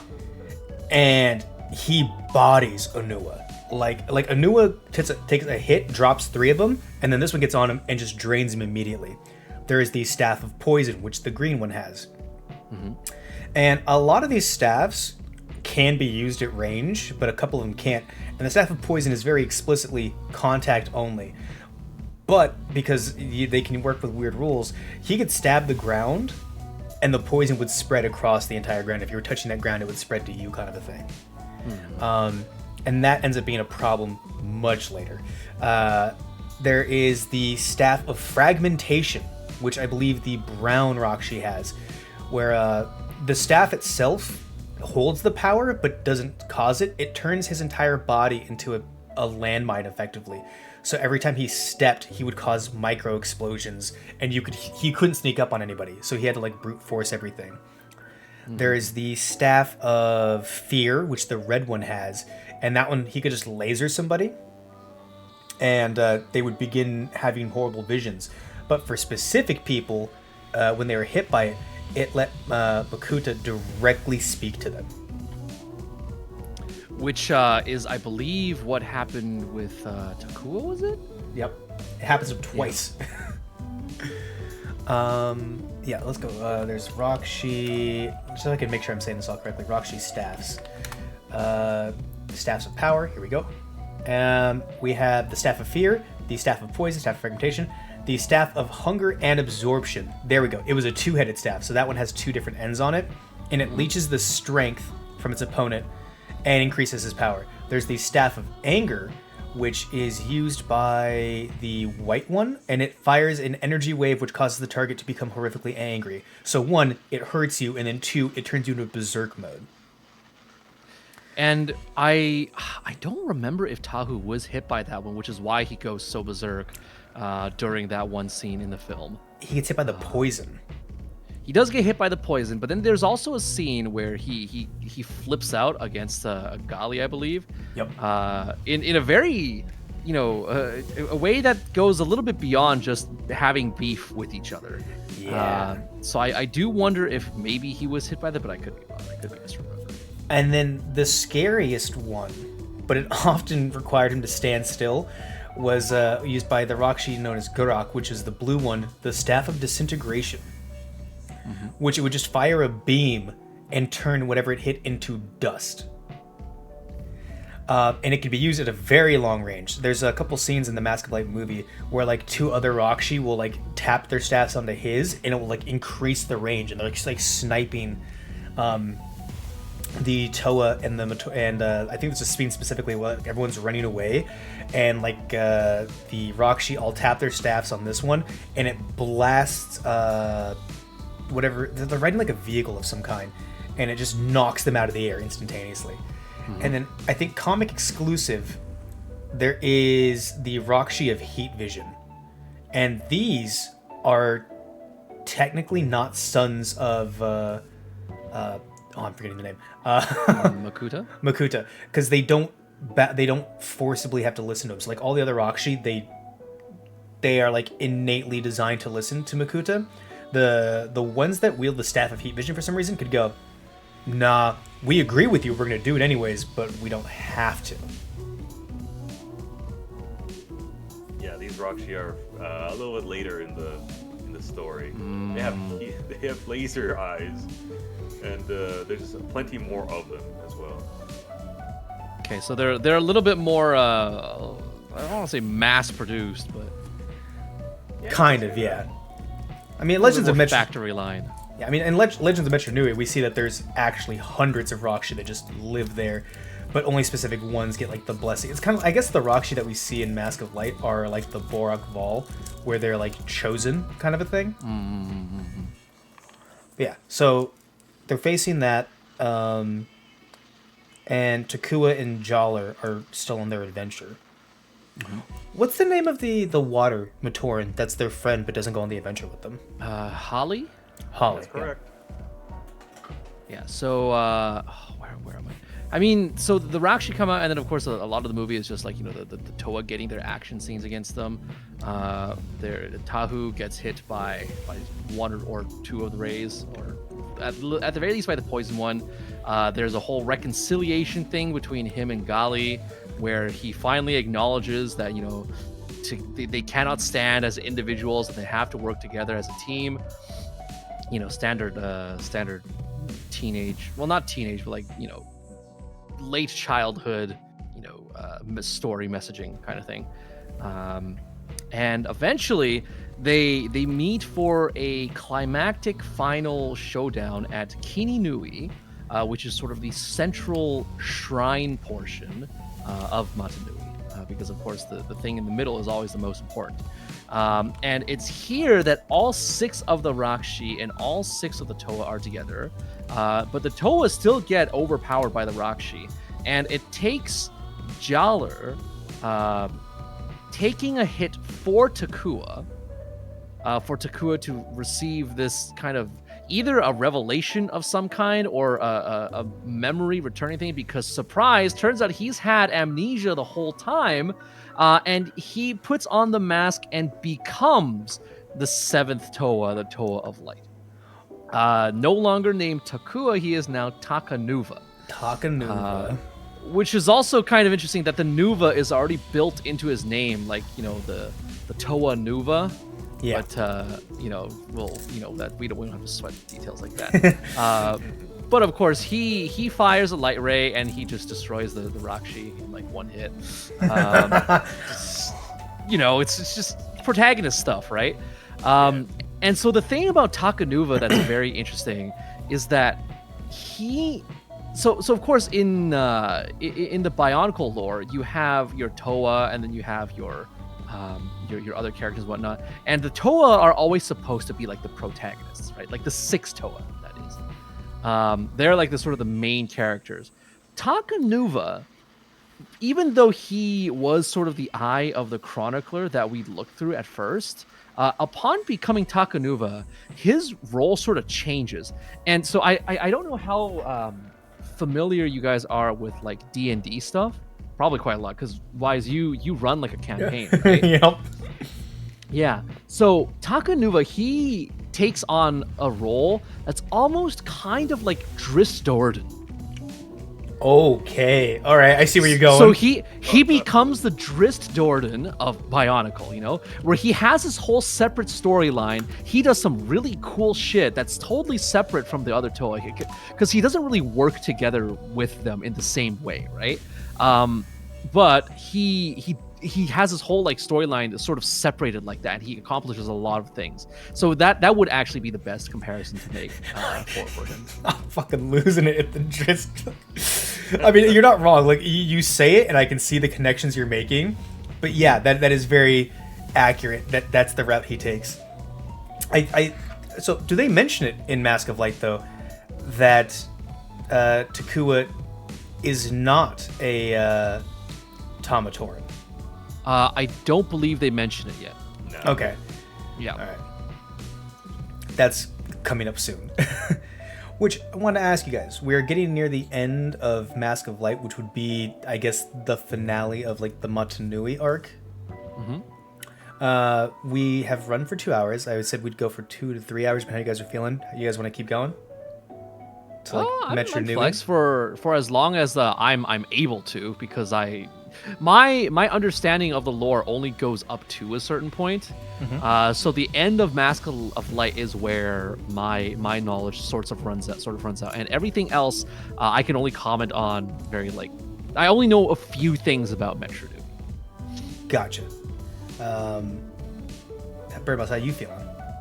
I wouldn't want to exclude anybody from a conversation without them knowledge, because like I know the community. Like I could talk about the community now, how they the things that affected people during this time still, and like that type of reflection. I could go through Metronui and past it and up to 2024 even, but it should come to a comfortable stop whenever you're ready. Gotcha. I think what we could probably go for is another like 30 minutes. We could hit up the Takanuva finale, a little bit of the aftermath there, and then we can go into some community stuff. And then, because I don't want to sit for like 6 months while I wait for the next Bionicle thing to kick off, because No you know worries. it'll be a bit. We can probably talk about what the Borok are, right? Like a bit ahead of time to like set up the grander scheme of things. If you guys are cool with that. Yeah. All right, so if you want to finish this out on how the, so yeah, the Mask of Light. So it's there's this prophecy, right? Because what's his name? The Taruga of Fire, Vakama. Vakama has been talking about this, like, you know, the shadow and the light and all that, and so it's all kind of coming together that Takanuva has to do a showdown with Makuta. Mm-hmm. And I do remember why. I'm trying to remember why he does something where he decides he's gonna 1v1 him. And I'm trying to remember why he does that. Yeah. It's really bad because I did actually just watch this movie not too long ago again. But there was some kind of reason. I think it was just because of Rule of Cool, honestly, for narrative reasons. There could have been some other reason. I don't know. Maybe Burmaz, you might know. So it could have been like censoring of violence, because very influential type of thing for kids. Also, as a pseudo narrative thing, the Makuta's mask and Takanu's mask cannot be taken off by the conventional swinging of the arms. They are pegged in by axles. So, if it was like kind of a very poetic thing, they duke it out with a Coley mask. Yeah, I do remember that there was a like they weren't allowed to show the toys killing another sentient creature, kind of a thing. So I know that's why the Coley match happened. I'm thinking back on it because I watched the movie this morning, but like I watched all 3 movies this morning, so it's kind of all blended. I think it was because they had taken one of the Krana from the Rockshi and they put it inside of Usanui because it was going to drive it back home, basically. Yes, sort of like so actually kind of like how, you know, if you've watched Gurren Lagann, when they take over Gurren they find this return point, right? And that's how they use that to then try and find where the Beastmen base is. And they do the exact same thing with the Krana. They put it inside so that it acts as sort of GPS for the Usanui to be able to find Makuta. Okay, I just pulled it up here real quick. The like a clip of the movie. It's Takanuva tells the Toa Nuva that he's going to go alone because he can get there faster on his bike, and he tells the other Toa to gather all of the Matoran to begin the next adventure or something like that. He wants them to meet them at the cave where he's gonna have the showdown at. So because this is all part of the prophecy, and yeah, so he gets down there, and at first it's just a voice in the dark. Makuta's just this voice in the dark, like talking shit about like, oh, my brother slumbers eternally. I cannot allow him to be awoken. I see all and know all because I am the Mask of Shadows. And then you see him, and he's a big lad. He's been juicing. He's clearly he is like 9, almost 10 foot tall. He's huge, and he's so confident that he kind of lets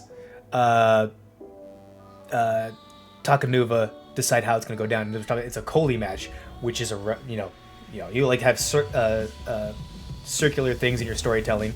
This is how it all started, was a Koli match, and they're going at it, and we're getting more and more that Matanui, the Great Spirit, is actually present at the location we're all at. And he's just sleeping. So basically what everyone, instead of saying like, oh my god, people go, Matanui. And this is the realization that, hey, you're the deity figure here is actually physical being, and he's here. But we don't quite understand what that means yet. Yeah, not at this point. Not at this point. And they're kind of going through, doing their thing. They're battling it out. And the Matoran, the other Toa, and the Turaga all walk in as Makuta hits the wall above the door, locking all of the elders and important side characters in this room, which means that if Takanuva loses, it's over. And Takanuva pulls out the move he messed up on at the beginning of the movie, but lands it perfectly, ending the fight right there, as he hits Makuta in the chest. And Makuta keeps talking stuff about, my brother must sleep. You cannot wake him. Sleep is the only way he doesn't feel pain. And Takanuva lunges at him and goes to pull his mask off.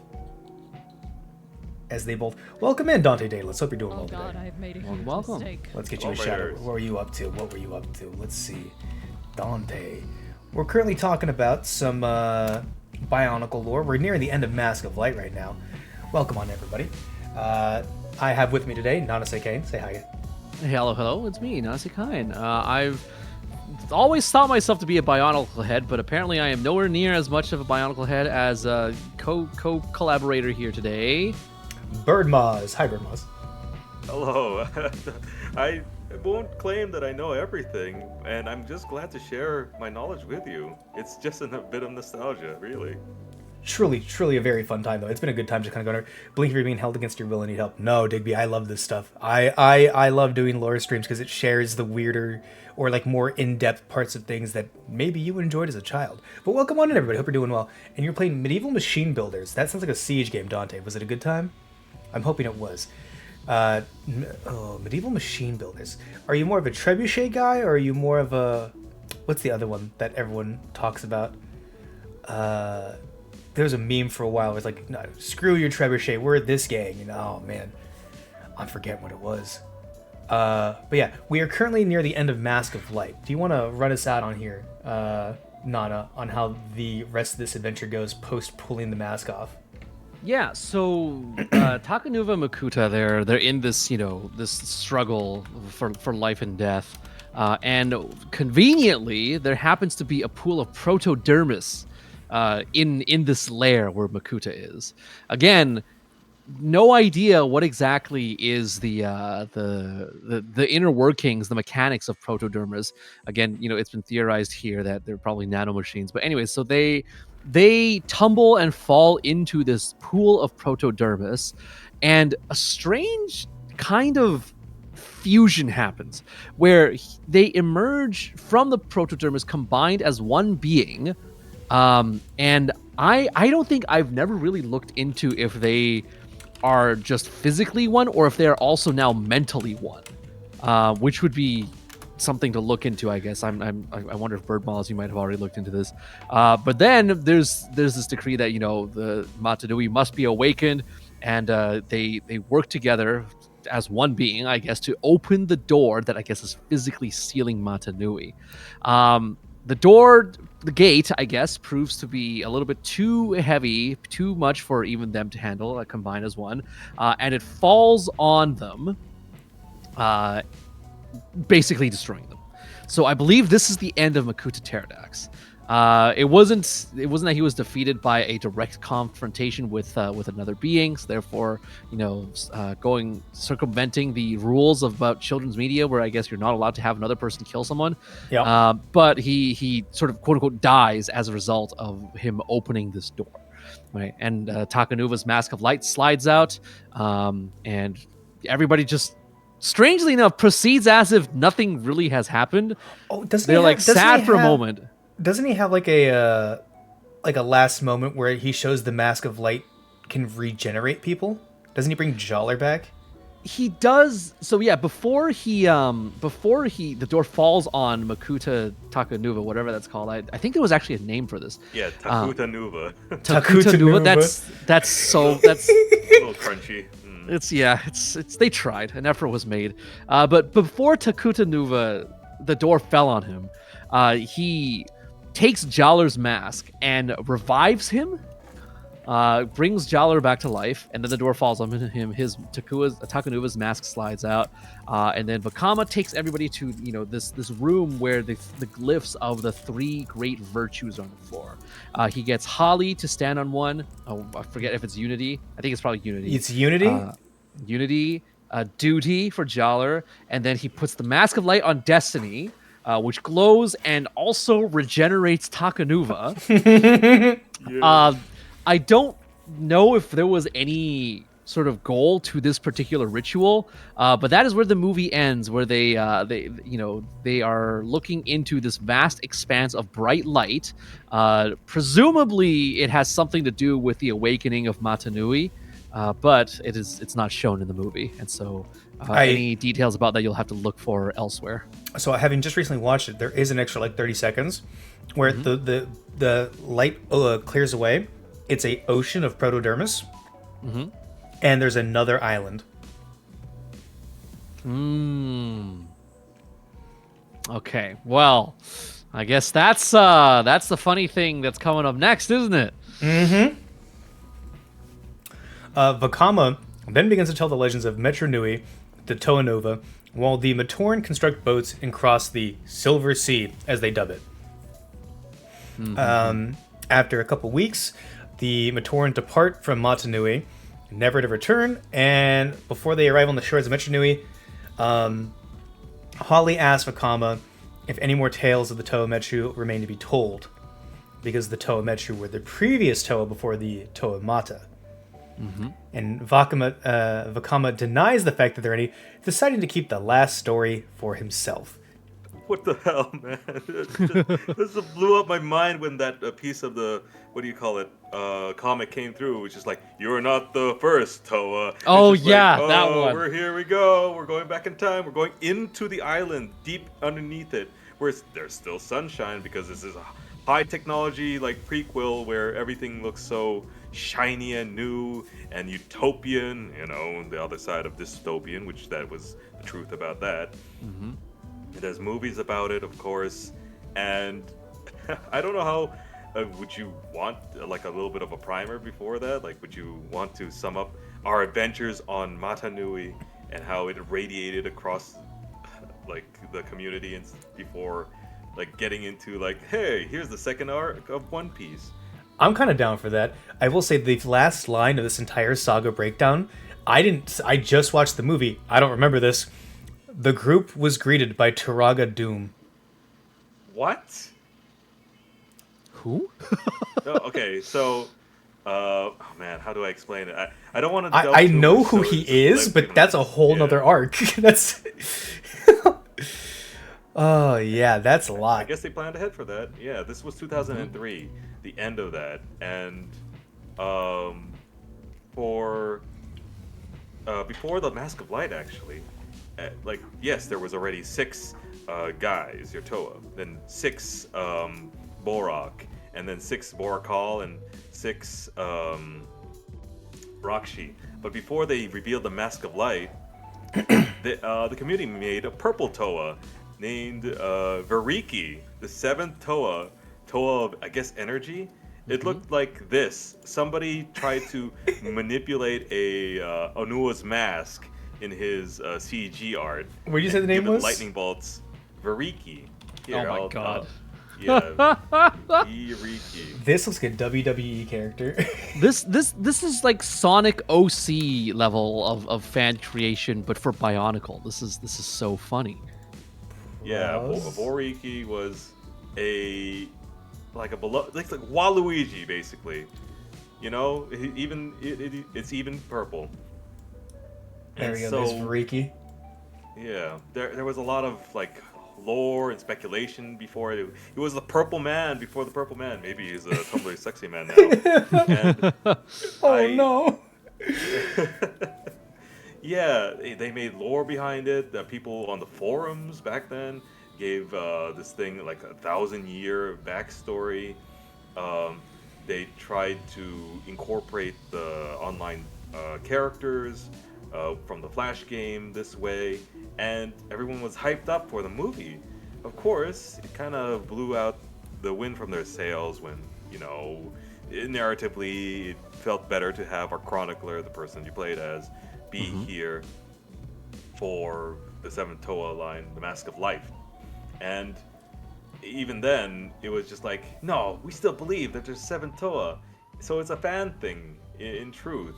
And, you know, it goes to show you, like, if you work up this franchise and, like, give it a little bit more of your soul and stuff to it, because the origin of this thing was Christian Favor, the creator of it was trying to bring a new IP to Lego to give it that boost that I said earlier.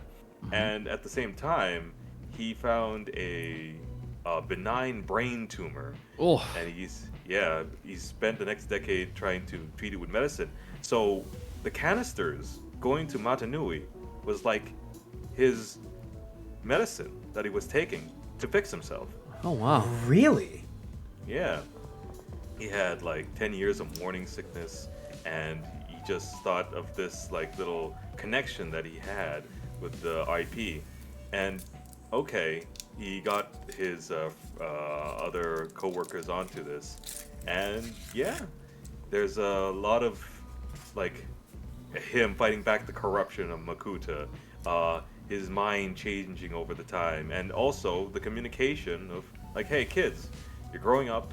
It's really scary to change, like in the Mask of Life with Takua, Takua turning into Takanuva, and you might lose a bit of yourself. Your friends will change as well. They want you to change too, but it's okay. You're gonna be okay. You're gonna fight against this darkness and the very scary future, and maybe there'll be a different type of light at the end of the tunnel. And it's just like, oh man, I've That's worked actually in really wholesome. What the hell? yeah, I worked in animation for kids shows for 8 years, and like I hadn't had that type of connection until I remember like, wait a minute, I just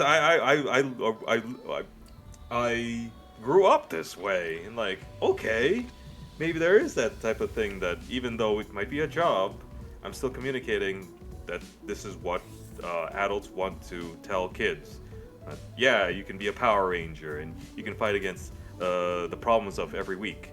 Or yeah, there's these heroes on your comics where though they might be bigger than life, that they still spend time with their human side, where they have problems like you. Mm-hmm. So you can also overcome them. I like that. That's a good. I like that. Okay. Yeah, it goes back to the unity, destiny, duty thing. Just like, yeah, that's why you had that tattoo on your arm. That's why it's so good. Yeah. It's a nice full circle. What do you call it? Also, the music. All insane kids. Hero. Just like, well, this is my early rock music. I can't believe it. I still have a little bit of trauma from the Paraka rap. It's Yo Paraka. Yo Paraka. It's Very so for kids. bad. Very for kids. Mmm. I was Gangs on the loose. talking to these guys earlier this morning as I was doing like last minute search for images and research and things like that, and I came across the Paraka rap. I came across the Hero AMV, and then I came across like the 4 commercials that have All American Reject songs in it. Oh Yeah. my god. Move And along. And I stopped researching for about an hour and a half as I just started going through the All American Rejects soundtrack, because I was like, wait, do I hate this or do I like this? I don't remember if this is move along like you always. I was like, this is so good. Wait a minute. They're in the rain, and then they get they go slow motion cutting through beams and destroying these fences.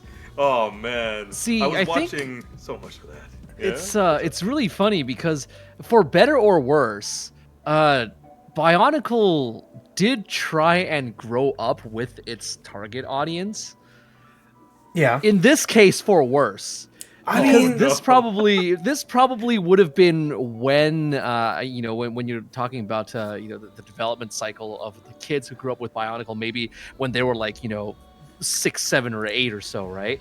At around this point in history, these kids who grew up with Bionicle would have been in their teens, right? yeah. So they're listening to so- All American Rejects. Right, and so it's very clearly a move that was designed to be like, oh hey, we're so relatable, like, hey, remember Bionicle? Yeah, like this is we get you, right? But that's why you want to keep buying more Bionicles. But at the same time, it's like this, it just felt so strange. I mean, that's This why is we're not- seeing more like Toa during that period of time. Like Toas are now having like guns, right? Because like if the Sonic fandom taught us anything, guns make things cooler. Yeah. Supposedly. And we're talking about 2003, 2005, absolutely. So we're seeing like Kopaka he has like the whole heater on the side. And you're like, what is this? You have the Paraka, which are just like attitude and mean, and the enemies are getting more like the Roxy are cool and scary and lean looking, but we start leaning more towards like bug horror, for like our enemies and stuff like that. The Paraka, the Visorak. The Vizoraks are starting to show up, and it's like, oh, we're getting into it. But you're talking about earlier, like the fan creations, like we got the seventh purple Toa, but like I think just fan characters or like fan redesigns of certain creatures are just genius. Like on the table here, we have 2 custom made fan created pieces. I couldn't find a good PNG of the Roxy redesign that I have, but it was so cool because they added like this tail and they were lower to the ground, and and I think this is a thing for Lego as a whole, where it's creativity's. If you look at Lego, you're going to build something. Yeah. You can give anyone in the world a box of Legos, and they're going to build something. It might be a small square house, or they're going to walk out of there with a full-size Death Star for some reason. And it's just like Bionicle not only had that Lego charm to it, but it also came with a story. And you might think, oh, the story's going to limit the creativity. No. The story gave you something to work off of and build into and make your own Rahi, make your own Matoran Chronicler character, make your own power staffs. And I think that's truly one of the reasons why Bionicle has lived in the minds of people for so long. Like, they've tried reboots and all that and it didn't kick off, but do we want to talk about the reboots at all? What's there to say? They're yeah. They were okay at best. they existed. There's some I guess. good designs, and the lore was watered down. Yeah. They had DVD, like movie to DVD specials, and like It's not the same heart, not the same soul. no, it's just like why did like there's a lot of why, and like they're still putting their kid gloves on, and like the CG's better, but and very like they just use their what do you call it? It's 1-to-1 to the model because they advanced a little bit more, so they're a whole lot more articulate, and the animation is better, but it's just like they had more of a story in the original movies, and it's just kid gloves. They're afraid something over there. Makuta has taken over the franchise for a moment in G2, and it didn't work. I don't know what it is because like the designs are great, but they didn't have the names. They didn't have the characters. They had the art there ready, but they didn't have like the enemies or the variety because I guess they put all their money onto the good guy side versus the antagonist side. Yeah. I don't get it because well, probably because of inflation, parts count, plastic quality, these toy rules and regulations. Sure. Yeah. Oh man, it's the internet it's a bit of a changing shame. the way it did in the 2010s. That's YouTube's true. a thing, and that said, because we were talking about it, and I was kind of scrolling through some stuff. You know what did grow up with the audience very, very well? The comics. The comics started taking gloves off. People just started dying. Yeah. uh, Oh man. they started getting into like more like deeper like issues with the characters, and I recommend the comics. Anyone who hasn't read it, read the comics. I'm going to be rereading because I only read like the first set, I think, and now I'm probably going to be going through and reading all of them after all this. But yeah, I'm glad we did this. It was fun going down memory lane a little bit and like breaking into things, and I'm very excited to like go into another chunk of it at a later date. But yeah, thank you guys very much. I appreciate it. Any specific favorite moments of yours from the saga we spoke of? Ooh. I think I did already mention it, but the corrupted Liwa moment was definitely a highlight for me. That's a good one, yeah. Yeah. How about you, Birdmouse? Any specific moment from this Matanui era that you were a big fan of? Like I'm still like reeling from the movie and how like things worked out there because they had some lines just like, you've chronicled their stories, it's now time to have your own, and like yeah, I guess it is. Let's go! Yeah. And it's just really cool, like you're growing up, it's a bit awkward and you have to try these things, and of course the narrative thing is a callback to a game that you had, but now there's real stakes. And okay, there's also another. Oh man, I want to go to like, what do you call this? There's some guy who keeps saying that there's no romance in Bionicle. Bob, I'm looking at you, but it's like Huki and Hallie. They hook up with okay, Hallie, the one that has I Gali's think mask. there was another one, wasn't there? There was another Gamatoran who was like super into Huki. Yeah, that was Maku. Maku Maku, was into yeah. Huki. They had plushies of each other. They put, like, hey, want to learn how to swim with me? Like, oh, I don't know about that. And, like, Jaller is just, like, approached by Huki, the chronicler number 2, and she puts a flower in Jaller's head. It's like, I should get back to Vakama and tell the whereabouts of our things here. Like, oh wait, maybe I could stay a little bit longer. And they run off into the sunset. Like, yeah, they're really good friends. You know. There's like Historians there was will almost a say that kissing they were scene. friends. Oh my god. Yeah. As history would put it, they were just really close friends. They were roommates. Yeah, it was really good. Yeah, just watching Rudaka in the Web of Shadows over there. I don't know. That might be give you some ideas. Oh man. Well, okay, we didn't even get that far. But We're not gonna Rodaka. do that tonight. We're not gonna do it tonight. No, I just want to mention though. I highly recommend everyone here Google Rodaka. Google Rodaka from Bionicle right now. Rudaka is an antagonist. Oh God. He's really cool. And Yeah, emphasis on she, eh? Because oh my God, they went really hard with this. I don't know which exec at Lego greenlit this, but They went for it. thank you, I guess.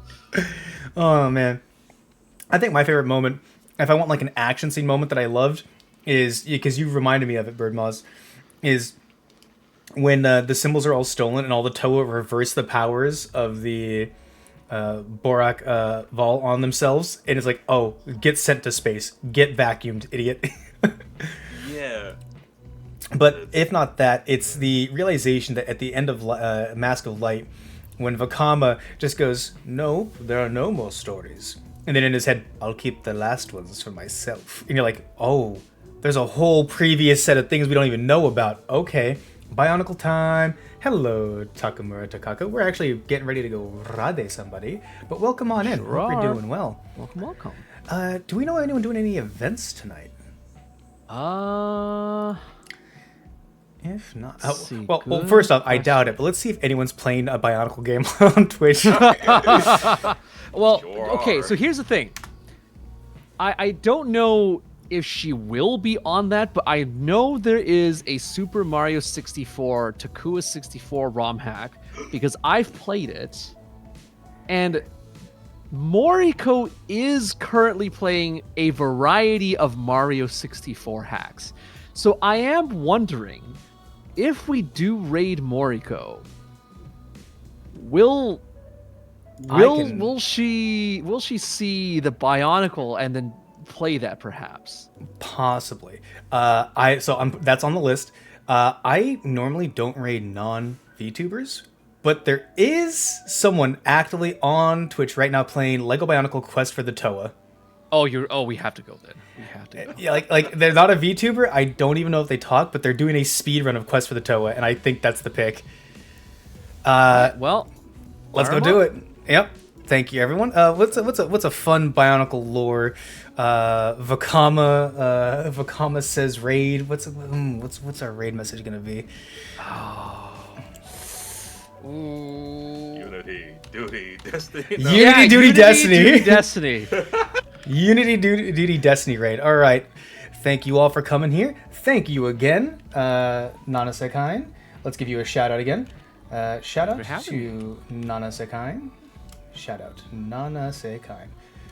I can spell this. I got it right. Playing music. All right. And then we're Go. going to get a shout out for Birdmoz. Thank you as well for showing up. Birdmoz, we get you here, and we get the shout out there. Thank you all again. And I love Unity Duty Destiny Raid. Let's go. Feel free to use any emotes that you deem appropriate for that. And I will see you all later. Probably no stream for me tomorrow. You guys do anything crazy tomorrow? If I do something, it'll be Gorilla. So Gorilla. We'll figure that out when we get there. Same. How about you, Birdmoz? Monday, I'm doing a bit of Lethal Company. It's family day, so it's a very chill time. Oh, Sweet. All right. Well, thank you all. Have a fantastic night. Drink some water, get some rest, and I'll see you all later. peace.